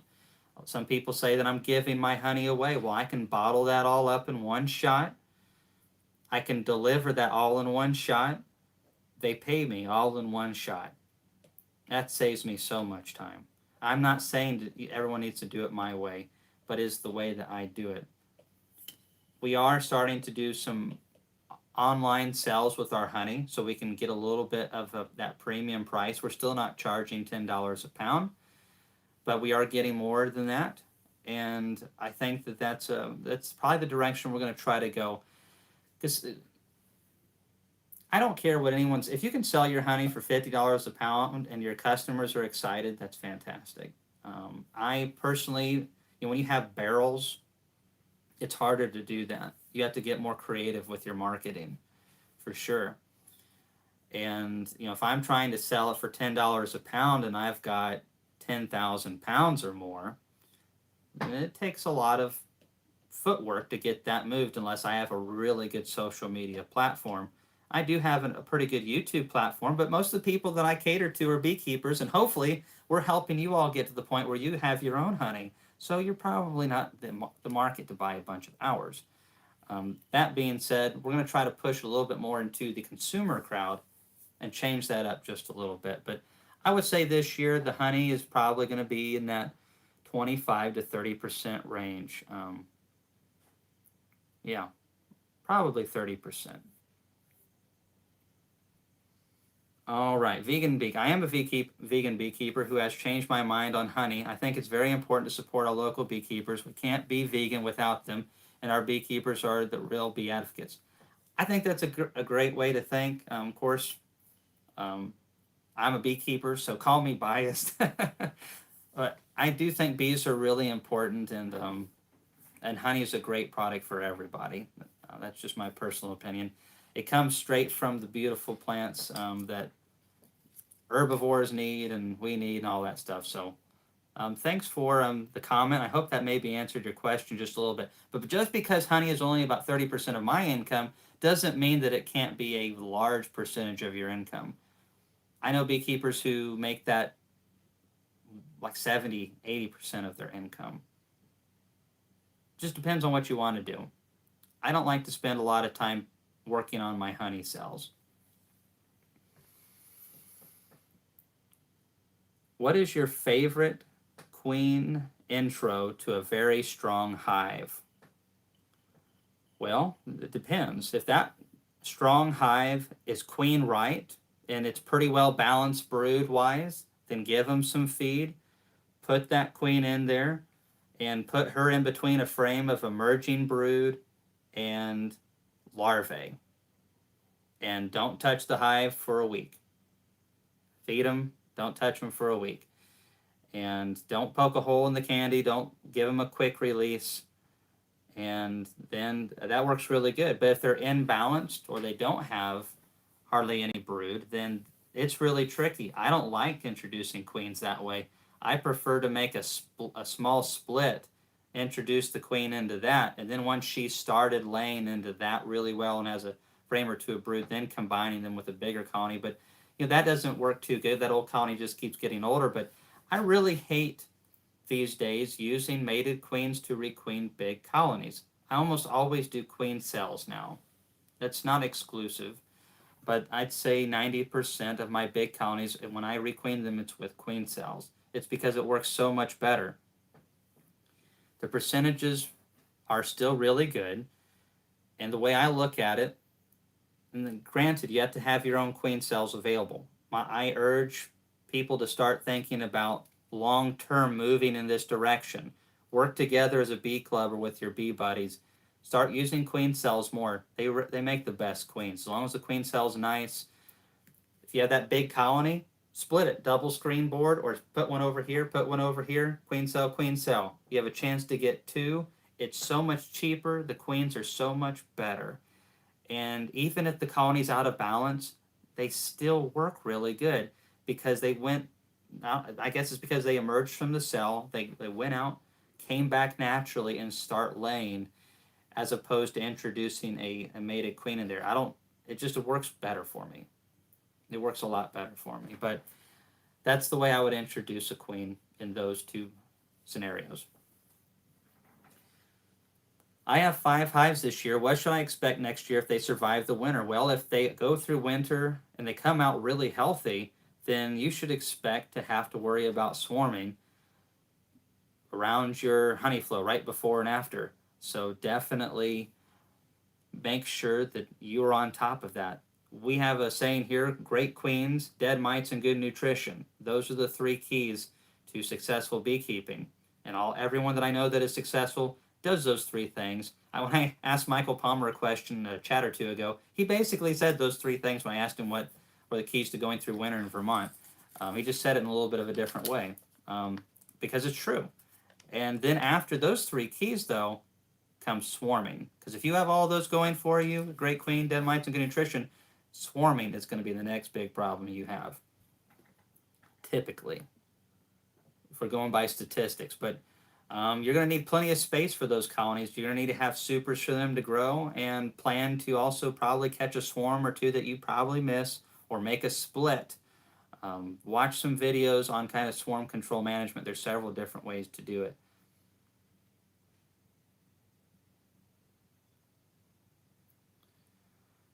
Yeah, hi-fi, it kind of does get to be a little bit tricky selling lots of honey at full market price. You can do it, and a lot of it depends. If we were in Nashville, we could sell honey for higher prices a lot easier. We're not. I have no desire to drive 2 hours to Nashville either. If I want to drive 2 hours, I want to be going somewhere fun. I don't drive much. I used to drive all the time. I hate it. Okay, I missed some things here. Palmer Brothers Bee Farm. Thanks so much again, Palmer Brothers. Jeff and Troy at Premier Foundation are awesome. Don't know if you have dealings with these fellows, but the customer service they provide is awesome. From what I understand, they attend the conference. Premier Foundation is going to be there. They are going to have some nice breaks on Premier Foundation, and I'm excited. It's going to be. I'm going to load up. I might get 1,000 medium sheets of foundation. Is kind of what I'm thinking. Maybe more than that. And I know several of my buddies here in Tennessee that are going to be buying a bunch too. So that's a cool thing. It's like, well, if you look on their website, they have breaks on things, and if you start ordering in the thousands, you get a nice serious break. If we have 500 people there and everyone gets a little bit, it adds up, and they are going to also give us a conference discount as well. So yeah, they're going to be there, and it's going to be awesome. They have some great foundation, and I like companies like Jeff, Premier Foundation in Troy, and these companies, because they are what Kelly's and Man Lake and Dadant are supposed to be like. They're supposed to really care about the customer. They're supposed to care about beekeepers and beekeeping. And really, with these big companies, it just feels like we're back to, it's kind of my truck driving job. You're just a truck number. And if you quit today or something happens to you and you get sick, they don't care. Well, they care actually. They care that you're not their truck driving for them. That's the vibe you get from a lot of these big companies. Now there are people that work at these big companies that care, but the atmosphere of beekeepers first is gone. That's why I love promoting some of these smaller businesses, because they actually care about beekeeping. All right. How many hives do you have now? At one time, I feel it was 300. Yes, Charles, it is 300. And that's about 152 many right now. It is quite a bit. I think I'm going to drop our operation a little bit. Drop it maybe around 200. Sell off a lot in the spring. I can't do conferences, YouTube to my fullest potential. This research yard is going really good, but I've got to do, I got to get all that information shareable to you all, which is something that I'm working on. And, broker deals with hotels and these vendors and all of these things. And I feel like right now I can't get it all done. And it's frustrating because I've worked since I was 15 to get my bee operation to this point, and it's there. But in order to do these other things, I can't keep that many hives and do it all. And I almost looked into getting someone to help me for a couple months this year seasonally, and I thought next year I'll be fine this year, and I didn't do it. It's my biggest regret this year. But we learn something every year, don't we? Question: does open feeding discourage robbing? Well, if it's a distance away from the hives, I have been told and believe that it would discourage robbing amongst colonies. Does it eliminate it? I don't think so, but it could discourage it. One thing I wouldn't do if I was open feeding, which I don't, here, you're not supposed to do that in Tennessee. We have weird laws in this state when it comes to that kind of stuff. I'm one of these days I want to do something about it. But if you put anything like essential oils in it or anything that's going to give that feed smell, if they're bringing it back into the hives and then you're working in the hives, or even if you're not working in the hives, those hives are going to smell really strong of that. So just keep in mind, that's one of the advantages of using sugar syrup, is it doesn't have much smell. Hey, Castle Hives. Thanks for coming on again, and I look forward to doing that interview with you in October. There is some rumor that conference is going to be canceled. I don't know if it's going to happen, but right now it seems 50-50. So that would be a bummer. There's a lot of mismanagement in the Tennessee Beekeepers Association right now, and it's really it's unfortunate because there's a lot of new beekeepers that are being hurt by that dysfunction, and it really is all political based.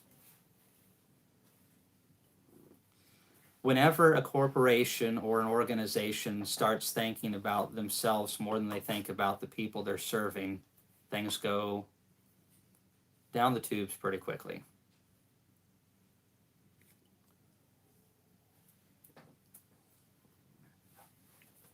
All right, so, yeah.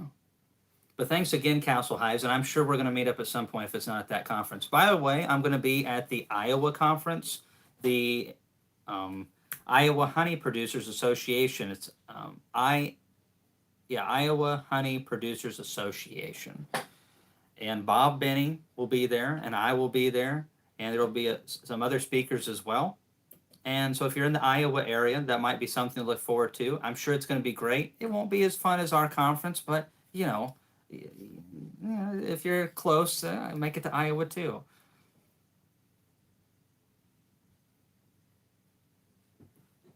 Happy Acres, what have I missed? We mentioned you a while back. We were talking behind your back some bad things, but life's tough. No, we were actually talking about nothing that was bad. It was way back. Laurel's like, it was way back.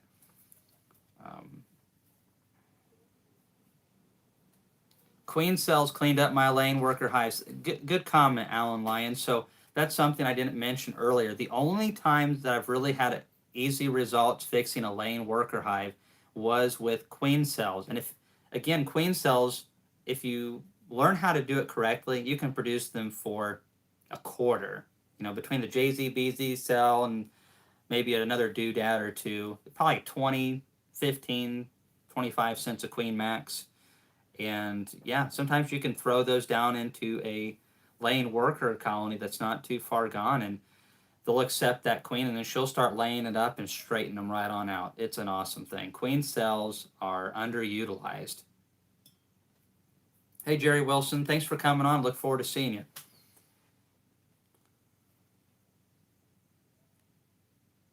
All right. I think I'm way behind on some of these comments. Question for anyone, how long can you keep a 1 gallon feed bucket on a hive filled with ProSweet before it goes bad? Hey, Eric, if it has ProSweet in it, as long as it really doesn't get any water in it, it shouldn't go bad. Unless it's just been sitting in the sun for like a year or two and just getting too hot. Now, if you mix it with some water, it will ferment. ProSweet is near honey thickness. And that's adding a lot of weight to your colony. If you're putting a gallon on there, that's almost 12 pounds of feed. So how long can you keep it on? That's the thing with using thick feed like that. They take it a lot slower, but it goes a lot further than 1-to-1 does, that's for sure. Sharon says, this is my second year beekeeping. Last year's filtered honey was amazing. This year we went unfiltered and all bottled honey immediately crystallized. Some reasons why would be greatly appreciated. Couple things that come to mind, Sharon. First of all, over 18 seasons I've been fooling with bees and honey, and I have done the same thing you're talking about. Sometimes we read something that makes us think, well, unfiltered would be better, or maybe we don't have a filter and we try to skimp without. But foreign contaminants, good or bad, wax and propolis and stuff really isn't bad, but those things can encourage and become a catalyst for the crystals that are already in there. There's also a difference in the yearly flows that we get. Some years, like this year, I hardly got any privet nectar in our hives. Last year, that was one of the few things that actually performed good for us. So it depends on the nectar crops that come into play, on the ratio of crystals that you may have or not have in your honey.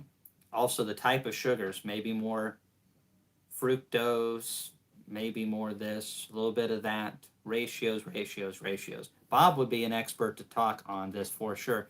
So the source could impact that, but also if you have more wax and more roughage in your honey and it's not filtered, it will crystallize faster. And if your honey can be crystallized, I've seen it so many times. Also, where you store it makes a difference. Really, you need to store your honey above room temperature or above, or you need to go well below 50 degrees. If you're in that kind of like 60, 55, upper 40s, it starts to retard. But really the best way to keep honey is in the freezer. It slows any degradation down of color or crystallization or anything. Just slows everything down. But that would be my first thoughts on all of those things. Michael says, when is Iowa? The Iowa conference is in November. I believe it's the 12th and 13th, but you'll need to go to the Iowa Honey Producers Association website to see the details. Ah, that's right, Craig reminded me today's Happy National Honeybee Day. You know, the reason I don't really remember that kind of stuff is, to me, every day is Honeybee Day. it's it's kind of like the Peanuts cartoon when I think it was Linus asked his parents or his grandparents, why is there, Father's Day and Mother's Day and all these days, but there's no Kids Day? And of course, they always respond, because every day is Kids Day. That's kind of the way it is for me and Honeybee Day. Every day is Honeybee Day. I love peanuts. They're fantastic. Let's see here. The West Virginia Bee Conference just got canceled. Bummer. Well, not Tennessee. It's not going to be happening. I don't think so. All right. Back to the questions. You're welcome, Sharon. I could sit and watch my bees any day of the year. And that reminds me of something. I want to share, this is something personal that maybe you all can relate to. Maybe you haven't got to this stage. And I hope that you don't. I love honeybees. I think you can tell that. I love everything about beekeeping. I even like stuff that I don't use on a regular basis. There's several types of hives that I think are cool. I'm excited about a ton of these vendors just because I like seeing all this stuff. I like beekeepers by and large, and I like honeybees. That being said, you can overdo it with anything. I hope when you watch my videos that you also realize that there's a balance, and maybe I don't explain that often enough, but you can be overzealous and too ambitious. Don't do it to yourself. It's not worth it. I speak from a lot of experience. One of my biggest flaws is being overly ambitious, and it can take all the fun out of your beekeeping. It's a terrible place to be. It's terrible to be sick and tired of something that is one of your favorite things in the world, and it's not good to do that to yourself. You won't be as good to your bees. You won't be as good to you won't enjoy it yourself. Don't make it stressful. So just don't overdo it. It'd be better to have 5 colonies that you do well with than to have 25 colonies and you lose half of them because you got tired of it or you couldn't manage them correctly. Don't fall into that trap. It's maybe one of the number one traps in beekeeping is beekeepers grow too quickly. All right, let me remove this bum. I'm not sure if you've seen them yet. Remove. All right. Back to the questions. Hi, Kamon. I'm wondering, why do you install hives so close to the ground or on the ground? Wouldn't it be better to rise it off the ground 1 or 2 feet? I do like to have them off the ground a little bit. My pallets are plenty far off the ground. They're about 4.5, 5 inches off the ground, and that's plenty good. Hey, Laurel, did you see that person that commented? All right, he got the band hammer. I know what that feeling's like. Laurel's vicious. But it's better to have them off the ground a little bit. However, when you have 5 or 6 or 7 mediums or 4 or 5 deeps on top of your honey production colonies, it gets really high up there. When I say that you're vicious on here, nobody believes me. Don't give me that look. Everyone knows that you're not like that. Not even my own mother believes that. My mom would take your side. That's really sad. I love you, Mother. All right. Yeah, some people like crystallized honey. What is your thoughts on Hive Alive? I've never used it. I don't know.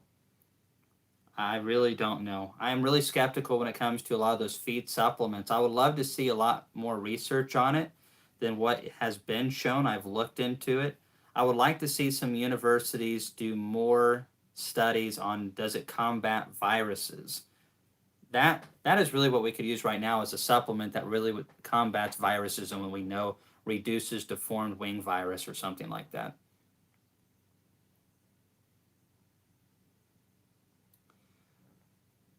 Hey ECP. Hey, I totally understand about that first grandson coming along around the first part of the month. That's more important than beekeeping for sure. Um, just you can email me at hivelifeconference@gmail.com, and we'll figure it out. We'll make sure that you're flexible for your kid or grandkid.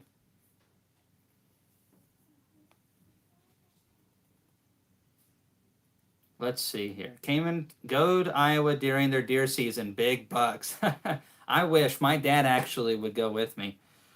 Sunset says I ordered 21 Premier Foundations. Bees love it, both deep and mediums for honey. It was a 30% savings. Wow, that's pretty good savings right there. They draw it faster than the right cell that I have, that's for sure. Hey, Brian, thanks for the compliment on the videos. All right, scrolling down. Laurel 100%. See, I told you, Laurel. Hey, Marcus, thanks for the encouraging words about our channel. Premier does make a great foundation. Just at the conference, you'll see just how good they smell. That's going to be interesting because if it's like I know they're going to be, you're going to walk into the conference and there's going to be all the vendors and whatnot. And you're going to see this over here and this over here, and then you're going to smell something. And that's going to be Premier Foundations beeswax because it smells that strong and that good. When administering mite treatments, do you feed to lower stress levels? I will feed afterwards on thiamol, formic acid and thiamol.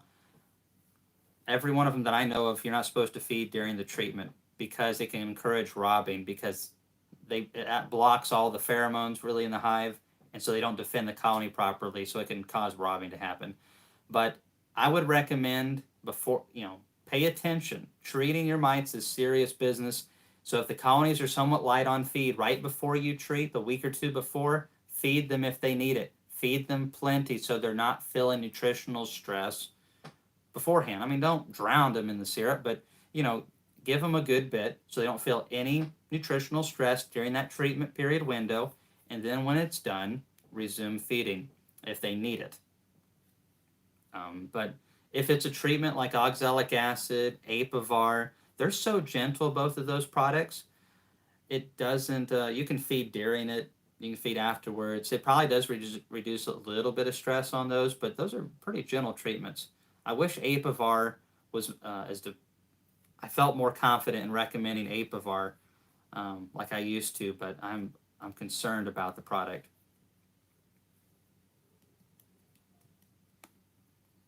Let's see. Do you have to keep your hive box exactly on level, or does it matter really? Actually, it's recommended that you have them slightly tilted forward, so in wintertime or any time water gets into your hives or drips down, it will run out the entrance. I don't always have mine perfectly level, though, if I'm being honest. Most of my pallets and other types of bottom boards have little cracks in them anyway, so if any water hits the bottom board, it's going to leak out. And it'll be fine. It's better to have them level. Think about this. If you have a top feeder, not a bucket feeder, but if you have like an Apame top feeder or a Saracel feeder or a frame feeder, if it's leaned way far forward or any direction, you're not going to be able to fill it near as full as you would be able to because it's leaning so bad. So that is one of the reasons to level it. Also, if you have a lot of honey up top, they can get top heavy, and if you're in a windy area, they can get blown over. It's always best to have them, they don't have to be perfectly level. I definitely don't do that. But they don't need to be super far off either. Hey, Kamon, how do you keep your feed buckets clean? Do you change them every time you feed, or do you have a way to clean them while working the hive? The only way I know to clean them is to manually clean them by hand or run a little bit of bleach through them and pour it out and then fill them up with syrup. It's one of the flaws with bucket feeders. There's no perfect feeding system. So I've got a bunch of bucket feeders this year, and I like a lot of things about bucket feeders. You can keep an extra frame in. You don't have to get into the hive like you do with the frame feeder to feed them. So there's a lot of advantages, but like with the plugs, within 5 days to a week right now in a strong colony, they'll plug up every one of those holes with propolis. Now I've got to unplug those. What a huge pain. Also, if I have raccoons and they're a problem, they'll knock those buckets off and they'll yank them out. And that's a big pain. Oh, you need that? Oh, I do? Laurel says I'm moving my hands too much and clicking the pen too often. I apologize. That's what you said, though. Anyways, the frame feeders, I don't have to worry about feed spoilage as much. There's a little bit, what I mean with that, though, in the buckets, there's just a little bit of waste that they can't suck down. I never had that problem with the frame feeders. Advantages and disadvantages with everything that you do, for sure. If anyone can come up with the perfect bee feeder, I will recommend you to the end of days. I need something that does everything. Please make that. Laurel is the best kept secret. Yeah. A lot of people got to meet her last year, and then they kind of understand how things really work around here. Laurel cracking the whip. The pen police. Yeah. Someone's got to keep me in line, for sure. How long will two queens work together in a hive? I ran into a double queen colony this morning. Well, I don't know. It just depends on the older queen. If she is running out of pheromone production or egg laying ability, something is going on there. So possibly kill her in the next month, 2 months, a week, next year. I have no clue on that. What you can do is separate them out, though, if you can find them again. And maybe if you can identify which one's the old one, you can then see for yourself how long that colony lasts. Would be interesting to find out.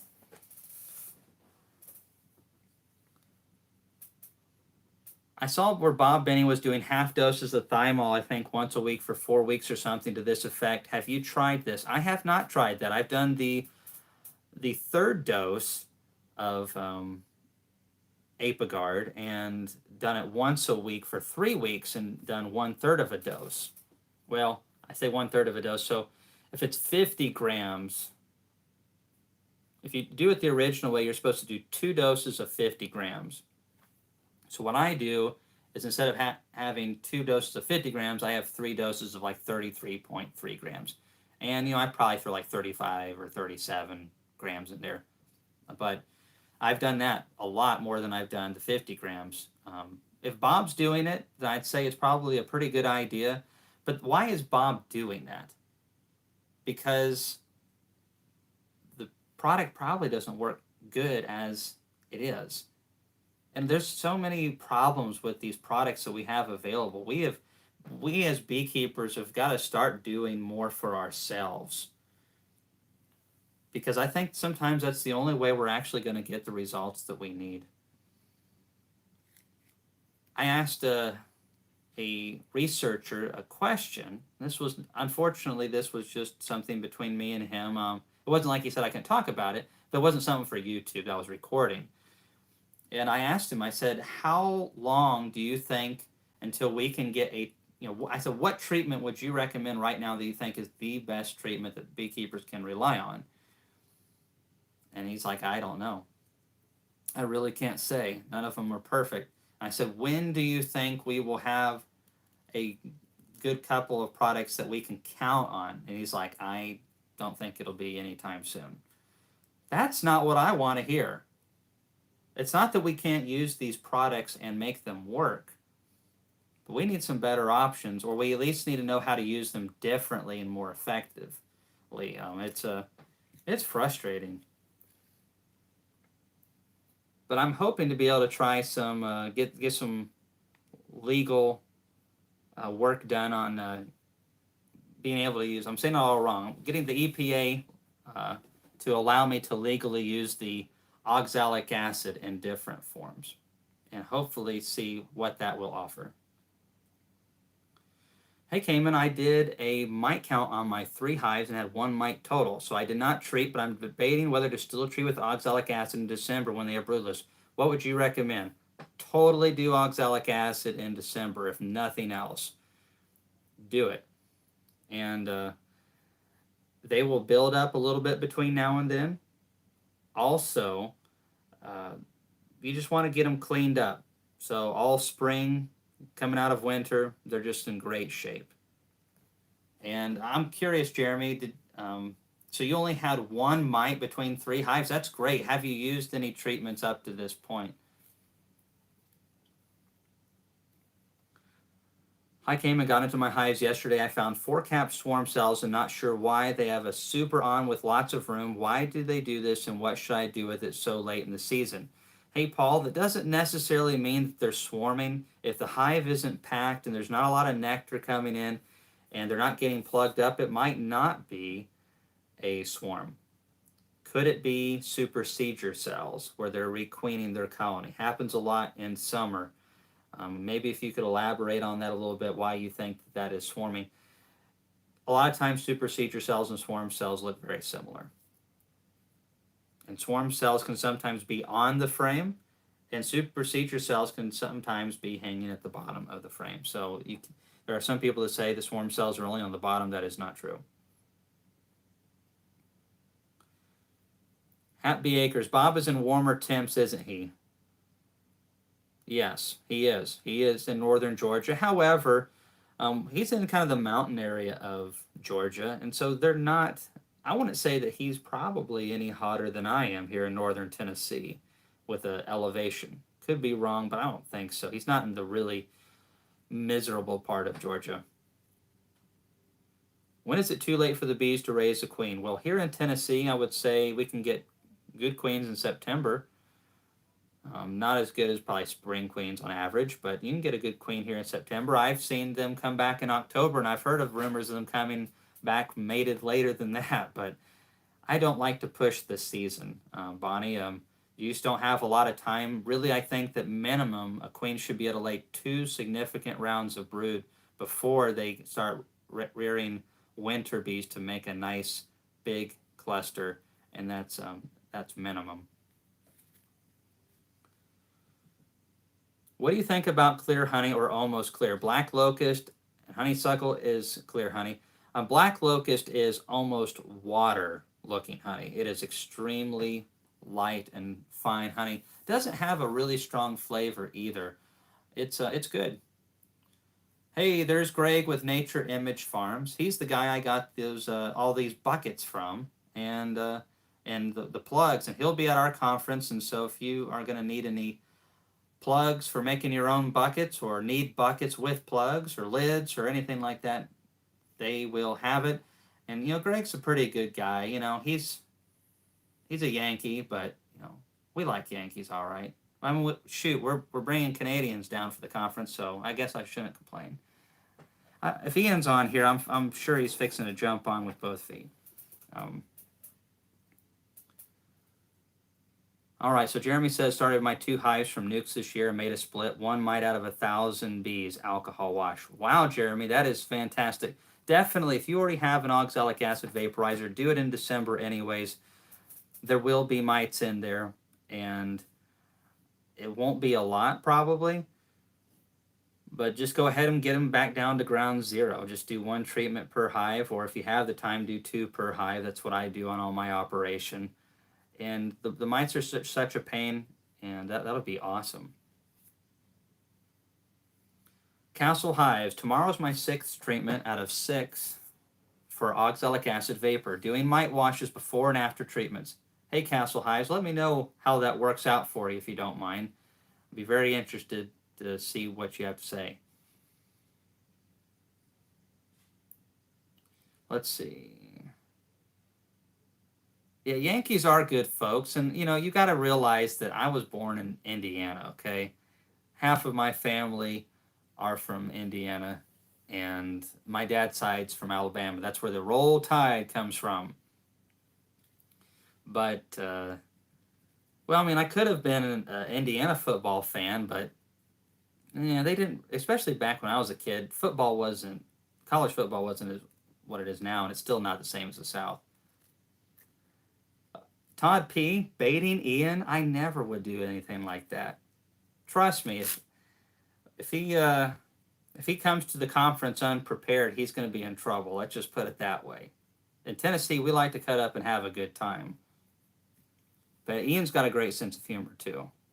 Is Byron going to bring his syrup to the Hive Life Conference? Asked Crave Shelvin. I don't know. We will have to see. He's working on it. Unfortunately, with the economy being mismanaged, a lot of things are hard to source right now. A lot of things are really hard to source.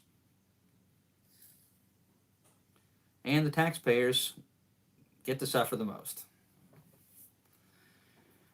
What do you think, Kamon, of the gas vat? Kamon, I love mine for oxalic acid treatments. It looks like a nifty unit. I like how big the nozzle is on it. That's one of the things I love the most about the gas vat, is that it's got that big nozzle. I think that it's great for someone who has a handful of hives. Unless you had, maybe if you had several of them, you could just pow, pow, pow, pow, pow. But for, of course, running a few hundred hives, I'd like something a little bit bigger than that. But it seems like a good little tool right there. And I think there's a lot of products that are like that. I think for certain niches, it's perfect. The Tide is top notch. Oh, well, you know. I can't wait for football season, Don. You know me. Stephanie, or whatever. What is your email? Where can we contact you, Kamon? Well, I get dozens of messages every day between like 4 or 5 platforms, and I read most of them. Well, I probably read about 70%. I try to get to as many as I can. I literally usually start my morning with emails and messages, and I usually end it with messages, and I still don't get it done. But you can, if it's about the conference, the Hive Life Conference at gmail.com, or if it's an order for honey to be shipped out, Tennessee's Bees at gmail.com, and those work pretty good. And, you know, if it's a question like what's on here, I probably won't get to it. I just don't have the time to get to every single one. It's definitely not personal. But if I've tried to do that in the past, and there's no time for my family or anything fun. Hey, Laurel.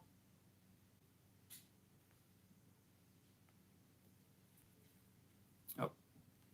I tried to buy a Maxin extractor this year, but apparently they couldn't source materials to make all the orders. Ended up with a SAF Italian extractor, though, and have been happy with it. SAF, I'm not sure I've heard of that one, or maybe it's an abbreviation for something that I have. It's a bummer. A lot of people that were going to go Maxent this year have had to do something else, Charles. They can't keep up with manufacturing, but Maxent, of all the companies that I know, have shut down, I think, the hardest, and they're way behind on a lot of their orders. It's really frustrating because I really try to push American as much as I can. I really like encouraging American jobs and American extractors. And I mean, I know pretty much all of you guys are the same way. Sometimes you just can't make it happen. I just don't want to lose what few American sources we have left. That's one of the things about buying American, is it does cost more. But man, they usually are made to last your lifetime.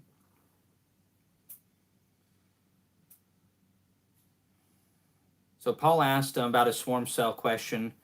Would they be okay to requeen themselves this late in the season? I'm upstate New York. Thank you. Appreciate all your videos and options and opinions, I'm assuming. So if the hive has got some decent strength to it and they requeen successfully, just kind of stay on top of it. If you have cells in there right now, they're capped, then I want to say 3 weeks from now, you know, your season's, you know, getting shorter all the time, but maybe you can run them in a small nuke, or maybe see if that queen comes back. Maybe you can pull a frame from another colony. I don't know. You know the strength of your colonies better than I do. If you can get a good queen to come back and she has enough bees to overwinter. I know, fellas, that overwinter nukes that far north. It's a little bit trickier. I'm not an expert when it comes to cold wintering because I've never done it. Michael Palmer has some good videos on overwintering nukes. So maybe if the queen comes back and you just have a strong 5-frame nukes worth of bees, you can pick up some tips on maybe putting that over another box with a double screen board or something and keeping them warm. All right. Beekeeping, gardening. Hey, Kamon. Well, always will push American first. We've got to take care of ourselves, or we won't be able to take care of anybody else. That's just the way it works. If our country is not profitable, nobody else benefits either. All right, let's see here. Has green lights, blue sky. Okay, blue sky carries SAF. Okay, I think that's where I've seen that, Lucas. Thank you. How's the website coming? It is right now at a grinding halt, Brian Reese. The conference work has taken up most of the time for that, unfortunately. I just got to break down and find someone to do that for me and finish it out and hire it out. Laurel can totally do it. She's got the skills to do it. She just doesn't have the time. And I have no skills to do it, so there you go. Let's see. Thank you for the post, honey, pole, heavy feeding to draw comb video. You're welcome, Michael. Like I had in the video, there's several variables to getting the bees to draw comb. The best thing you can do is get that honey off as soon as possible. Pull up a frame of larvae if you can, if it's all the same size frames, and feed. Put 8 to 10 gallons of 1-to-1 if you have to. You know, if it's a dearth period, they'll take it. They won't backfill that brood nest, and they'll draw that top box out really nicely. The other trick would be make sure those foundations have a good wax coating. Some of those foundations out there, Right Cell from Man Lake comes to mind, that are single coated. If you don't get their thicker wax, they're just too thin. The bees are so much slower to draw that stuff out. Compared to the Premier and the Acorn heavy wax, it is not even close on how much more the bees desire to work it. Okay, what happened there?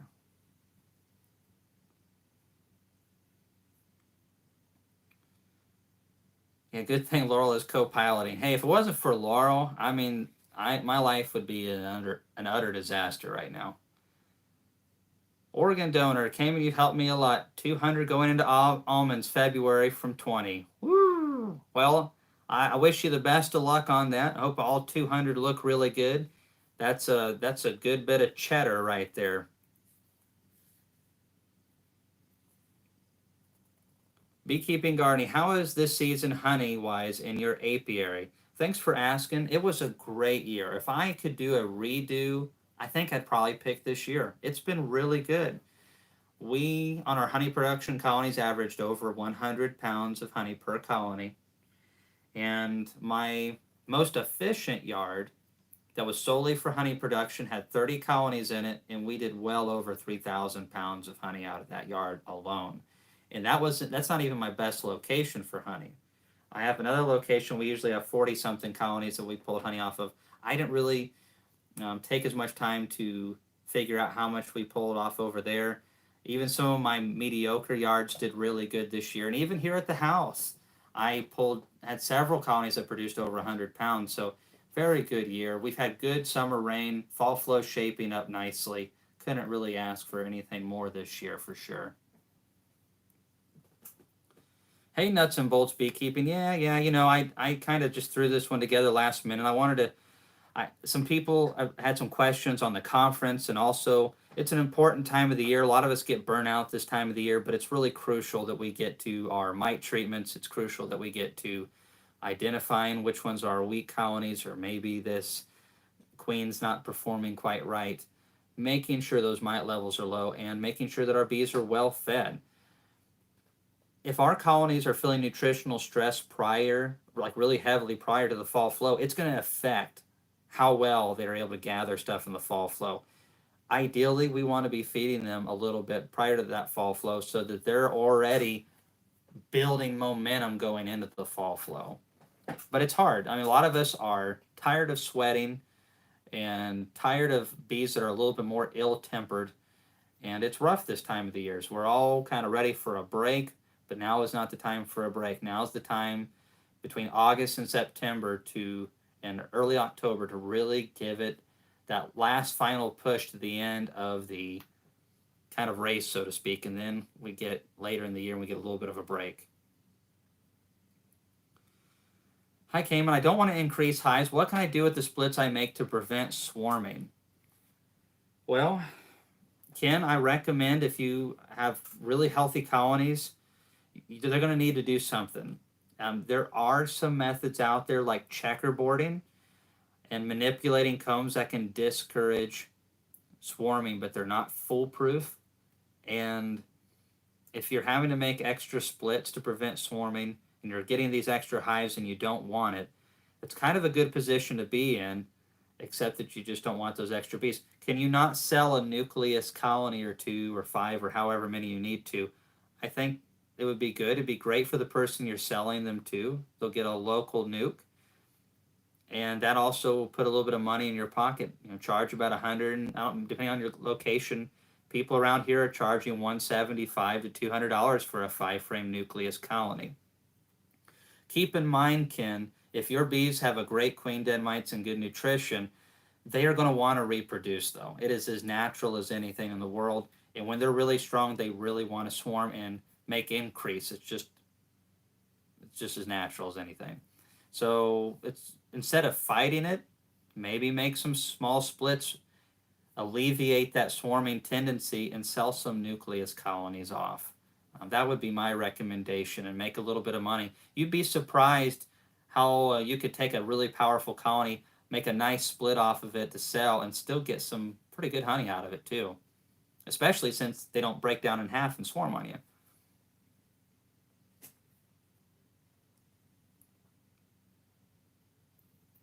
Yeah, creamed honey, that's something that I think more people should look into doing. I got some from, oh goodness, it's around here somewhere.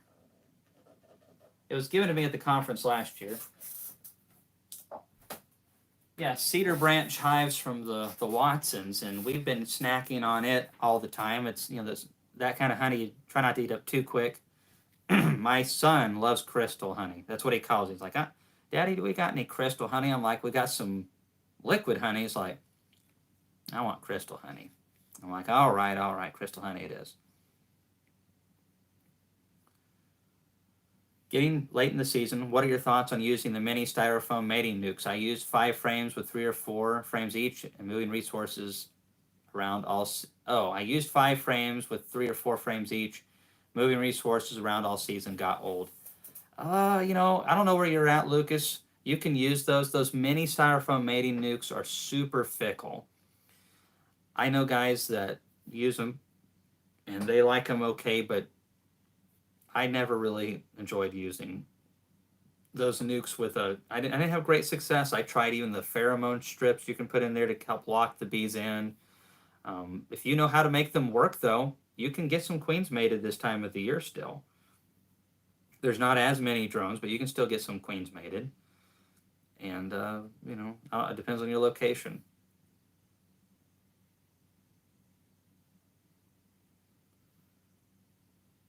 Did any of you buy processing equipment and beekeeping supplies from Alibaba? I've never bought anything from them before. Not that I'm aware of anyways. Maybe Man Lake bought it and resold it to me. It wouldn't surprise me too much. Oh, good deal, Nuts and Bolts. I'm glad you were able to make it. What's your thoughts on commercial beekeepers using Tax, the pesticide against mites? I'm assuming you're talking about the off-label treatment of using Tactic. That's what it's called, yeah. I think if we start going down that road, especially as a society of beekeepers, it's going to be pretty dangerous. We have got to focus on keeping clean things in our hives if at all possible. I don't even like using Apivar, which is the legal version of Amitraz, and we need to get clean products in our hives for a couple reasons. First of all, there's a lot of talk about the bees building resistance to that. So is it even going to be a long-term solution? Is it going to last even for the commercial beekeepers 5 more years, 10 years, 2 more years? I don't know. It's obvious that it's not a long-term solution. So I think what we need to do is focus on oxalic acid and some of these natural products. Honestly, I think right now oxalic acid has the best upside. The problem is that we need some new products on the market, and that's probably not going to happen.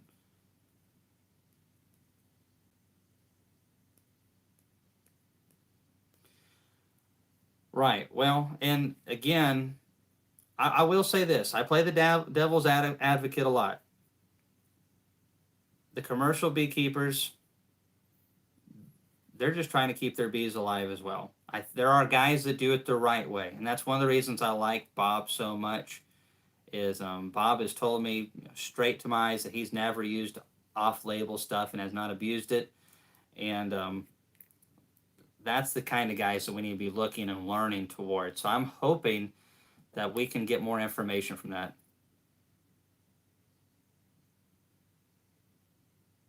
Anyways, let's move on to something else. I think I'm way behind on the questions.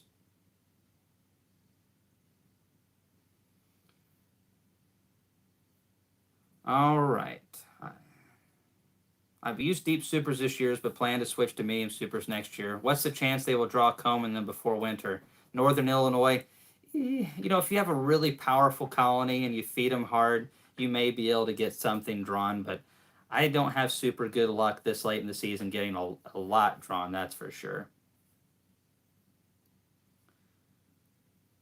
Hey JT, glad that our videos have helped you out a little bit. I'm curious if you experimented with any other races other than Italians and Carnies, and if so, thoughts. I have tried Russians and a little bit of the Buckfast, but I am sure they're just a shade of what they were when Brother Adam had them. I don't think they're anything like what he had back in the day.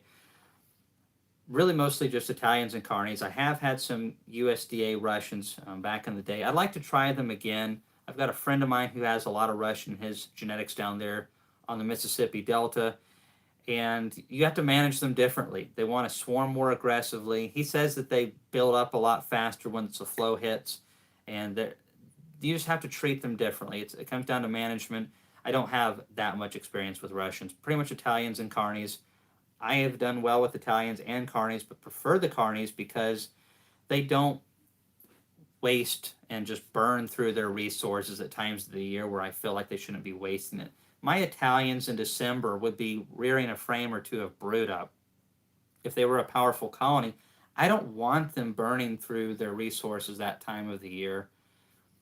I want them to just focus on maintaining that cluster. I also want no brood so I can kill all the mice with oxalic acid vapor.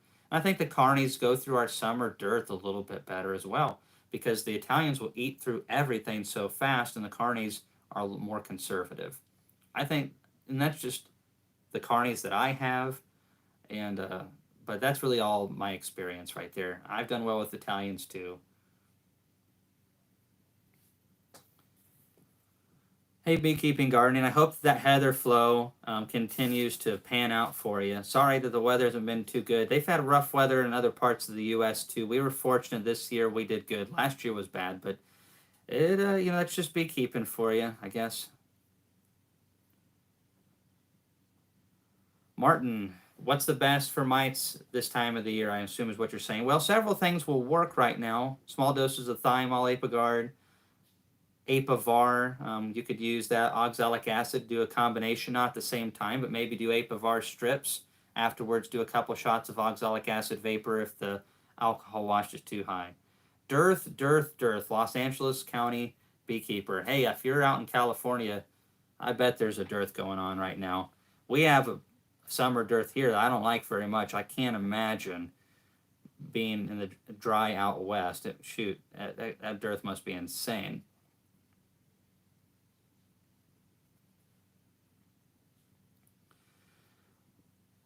Let's see.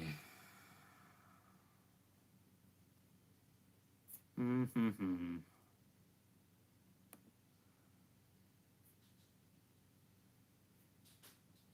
lots of commercial beekeepers sell hives after almonds.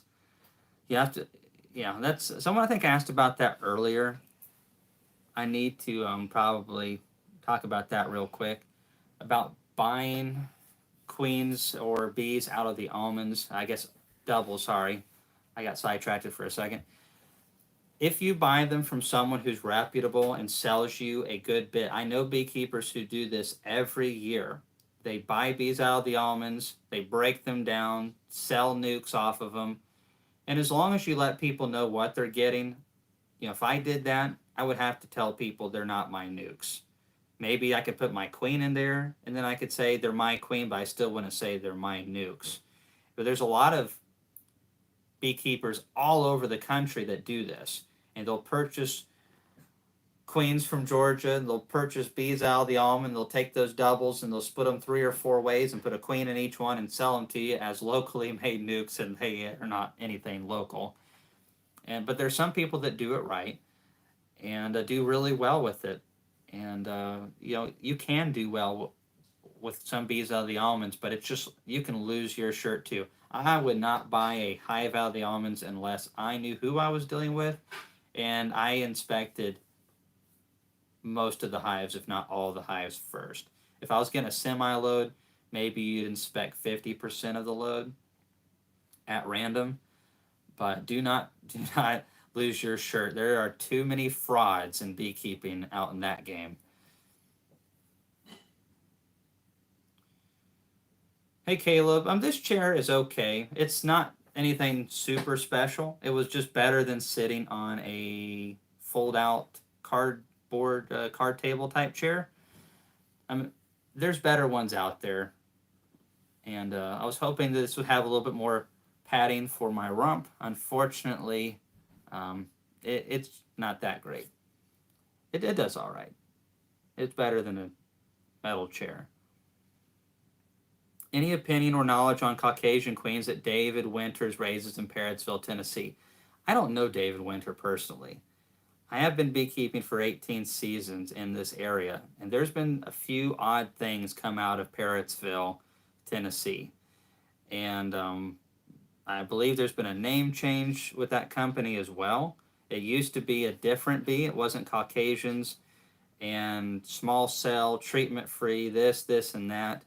And there's been some big customer service issues and delays on bees I have heard out of that operation. Now, if it's still that way, I don't know. You can look online, and there are some bad reviews on that, and I have heard from some individuals who have had bad experiences. And I've never heard anything really great. So maybe I'm just talking to the wrong people, but over the 18 years, I've heard a lot more negative than positive.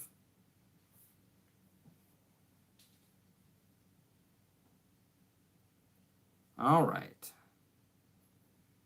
Well, I'm going to say a little bit about the conference real quick. And what do you think of Hive Alive? I think I got that earlier. So I've never tried Hive Alive supplement for feed. I think that you have to be careful with any of those supplements. They can cause robbing.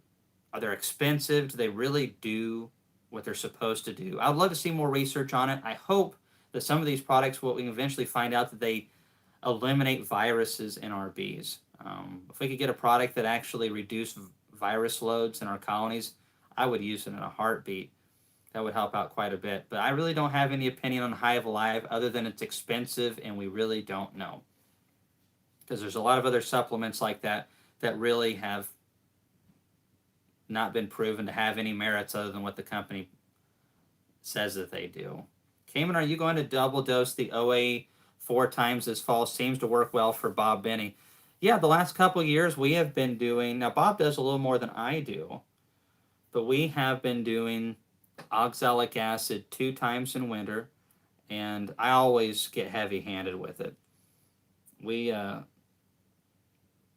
There are several beekeepers, and that's one of the reasons why I believe collaboration is key, is keeping tabs on guys like Bob and Ian and Michael Palmer and doing my own personal tests there's stuff that the scientists are now just releasing that many of the guys like Michael Palmer and Bob have known for years. They've tested it. They know what works and what doesn't work. You don't stay in business unless you do. And that's why our conference, I think, is going to be great. And it's going to have a lot of values because you get a chat with these guys. The roundtable discussion is priceless. Getting to listen to Bob and all those guys just have a real candid discussion, kind of like what we're having right now. And we take questions out of the hat, and a lot of them are for Bob or Kent Williams or this year Ian Stepler or whoever. Occasionally I'll get one, talk about how I've overcome all my adversity with being so short. Actually I did get some pretty funny jokes last year. It was a great fun time. But yeah, I recommend doing a heavy dose in December. Beekeeping, gardening. The Italians definitely eat more than your carnies do, beekeeping, gardening. But some carnies are actually quite a bit like Italians. We don't have really any pure strains here in the United States, just what they've been selected for. And I definitely want a bee that's more like a carny. All right.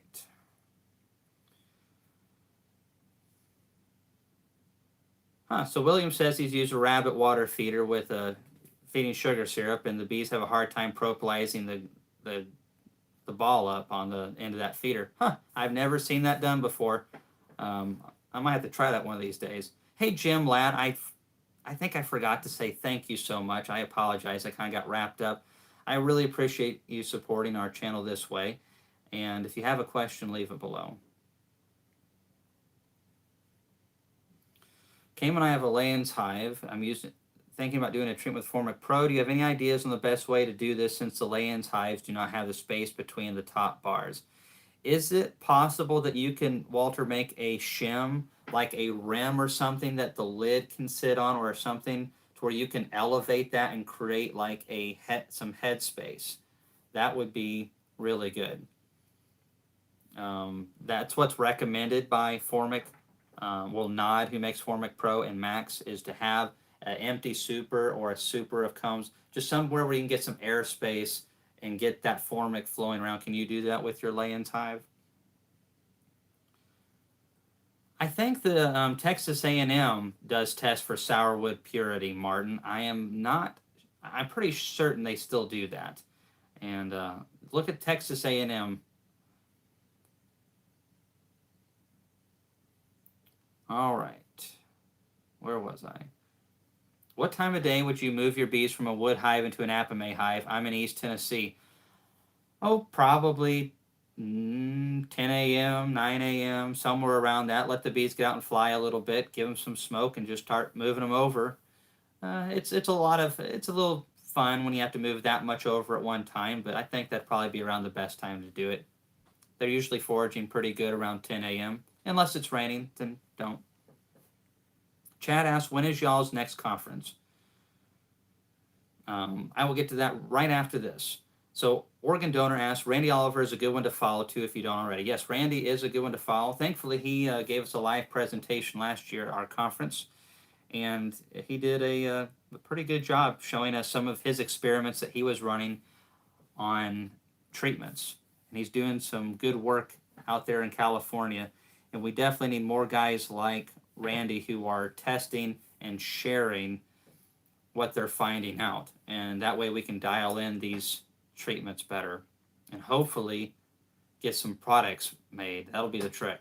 So when is y'all's next conference? It is January 7th and 8th. Bob Benny, Ian Stepler, Rick Sutton, Honey Show, dozens of vendors, great pricing. There's an indoor water park nearby. It's going to be a lot of fun. I'm going to be there, of course. The Dirt Rooster is going to be there. If you don't know who he is, Randy McCaffrey. Frederick Dunn is going to be there as well. Mr. Ed is coming. There's going to be several other cool beekeepers there. Many, many vendors and more to come. We've got a lot of time. Last year we were able to put on a pretty good deal, and a lot of people enjoyed it because I think we understand what beekeepers want by and large, because we want the same thing: success, and have a good time with our bees, be successful, and get good deals on prices, and have a good time and eat good food. What more could you want? Kamon, how do you feel about high fructose corn syrup 55 blend? I'm mixing granulated sugar for my 200 colonies. Is there a significant price difference, and is it worth it? It really depends on the price difference, and this is a personal opinion. I try not to, jump on anybody too hard, because some people believe that they need to do certain things for their health, and some people don't. I don't feel like it's my job to tell somebody what they need to do with their health or their bees. I try to give my opinion and try to help people. I definitely don't know it all. That being said, I don't want anyone telling me how to do it either. I like recommendations, and I love people who disagree with me, as long as they do it in the right way, in a constructive way. The people I learn from the most usually don't agree with me on something, and I learn a lot from those people. That being said, the high fructose corn syrup, if I have some friends who use it, high fructose corn syrup 55, I think they get it low 20 cents a pound, 21 cents a pound. Maybe it's gone up since then, down there at Cargill in Memphis. And there's other Cargills around. You can find cheap high fructose corn syrup. If you want to go that route, you can do that. And they are very successful using it. However, I've never used it before, and I prefer using other things. But there are beekeepers who are very successful who do use it. If I was going to use high fructose corn syrup, it would only be high fructose corn syrup 55. Some of the blends are not good for bees, and it would be better. Excuse me. It would be better to dilute it instead of feeding it straight, so the bees are able to work it with better with their enzymes, and change it more into a better food for them.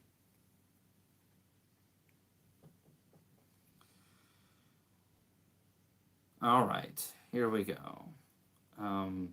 Walter Morgan, thanks for the answer, Cam. The lane has good headspace above the frames, but the bees can't get up there with no spaces between them, and henceforth no airflow either. Maybe hanging between frames. I don't know about that, Walter. I tell you, Nod, that makes Formic Pro, seems to be pretty good about getting back with some people on how to use their product appropriately. Maybe shoot them an email and see what they can do. Airflow is critical with a product like formic acid, so you definitely want to make sure that you do it right. Hey, Randy's on. All right, all right. So Chad asked, where do we sign up? Oh, I'm behind. See, Laurel's so far ahead of me. Yeah, Laurel has a link down here where you can buy tickets, and you can find details. We're still working on getting better prices on the hotels and whatnot. But if you buy more than a couple bee items, if you're like me and you buy bee stuff every year and a good bit of it, I would bet that you're going to pay for most of the ticket, if not the entire thing, and then some, at the conference. I've said this before. People bought bottling tanks last year, extractors, free delivery, 10% off. Get a Dadant 20 frame extractor, you can save like $300 and something with saving on shipping and 10% off. That's pretty big savings.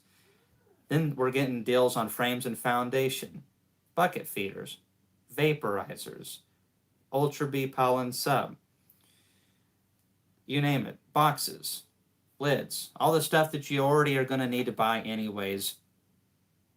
If it's something that's very commonly purchased, we're going to try to have it there and add a discount for you. Is Pro Sweet a blend of high fructose corn syrup?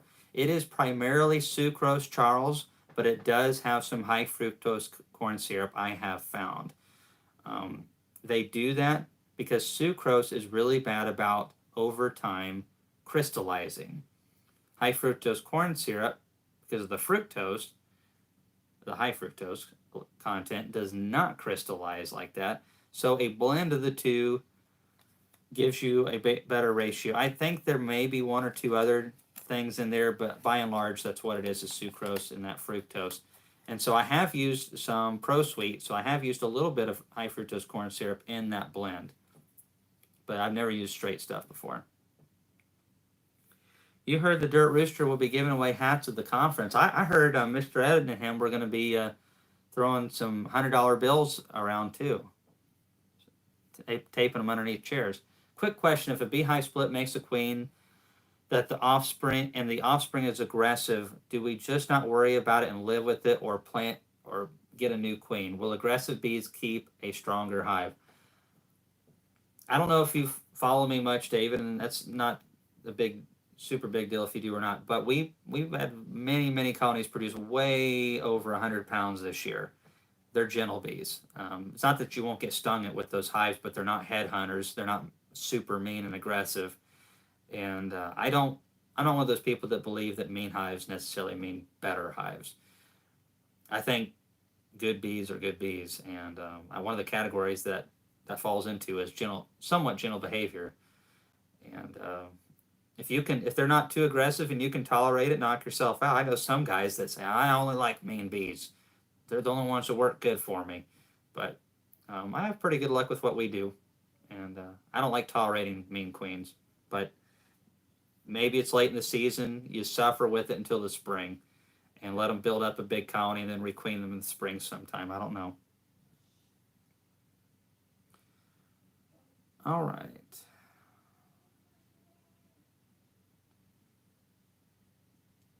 I don't like mean bees. I don't like it either. I've been stung a lot. I've never gotten over it. Charles, yeah, I have a colony that absolutely will nail you. I have had colonies like that. Well, I've got to get off of here, folks. If you have any more questions, ask them on a video coming up. And hope to see several of you at the conference. Thanks for sticking with me late. We threw this together late on last minute, but I felt like it's been a while since we've done one. So I thought it'd be fun. We'll be auctioning off Mr. Ed, the Dirt Rooster says. Huh? Do you think people will pay much for that? I don't know. Maybe put him in a... No, if I say that, someone's going to say that I'm racist. I'm going to say it anyways. So I was thinking you could put him in like a feather headdress and have him sitting there holding like a bunch of honey or cigars or whatever, and have him grin from ear to ear. That would be funny. It's so random. Well, Mr. Ed would laugh at that. I'm confident. He's a funny guy. It's late. It's 11:04. I'm tired. My mind is at 40% capacity. And oh, don't forget me to let me unplug. I forgot I've got 300 pounds of syrup being made outside right now. That would be bad. Anyways, that conference will have online access. We are going to really try to make sure that we have it recorded this year. And it will cost, though, because we're going to have to pay somebody to do that for us. I've got a company lined up, and they're not cheap either. So we'll be having to charge for it, but we're going to get it done right, and that will be an option. It won't have everything, I'm sure, but it'll still be really good. What's your thoughts on bee weaver queens? They're kind of rough. Some people like them. I think they're pretty aggressive, but some people said they've got bee weaver queens that were gentle, so it's up to you. Mr. Ed has great energy. If we could somehow bottle up that energy and have it in a drink, I would want to buy a case of those. He's got lots of energy. I could use some of that right now. But anyways, if you have any questions about the conference, Hive Life Conference, just as it sounds, hivelifeconference@gmail.com. If it's about the conference, it's about anything else, Tennessee'sBees@gmail.com. It's Tennessee's with an S on the end. A lot of people forget that and they go Tennessee Bees, and that's another guy's email, and he's let me know he doesn't appreciate all the emails that he gets from me. So I'm trying to do better about that. Anyways, good to see you all. Thanks for coming on late. It's been fun like always, and we will see you next time.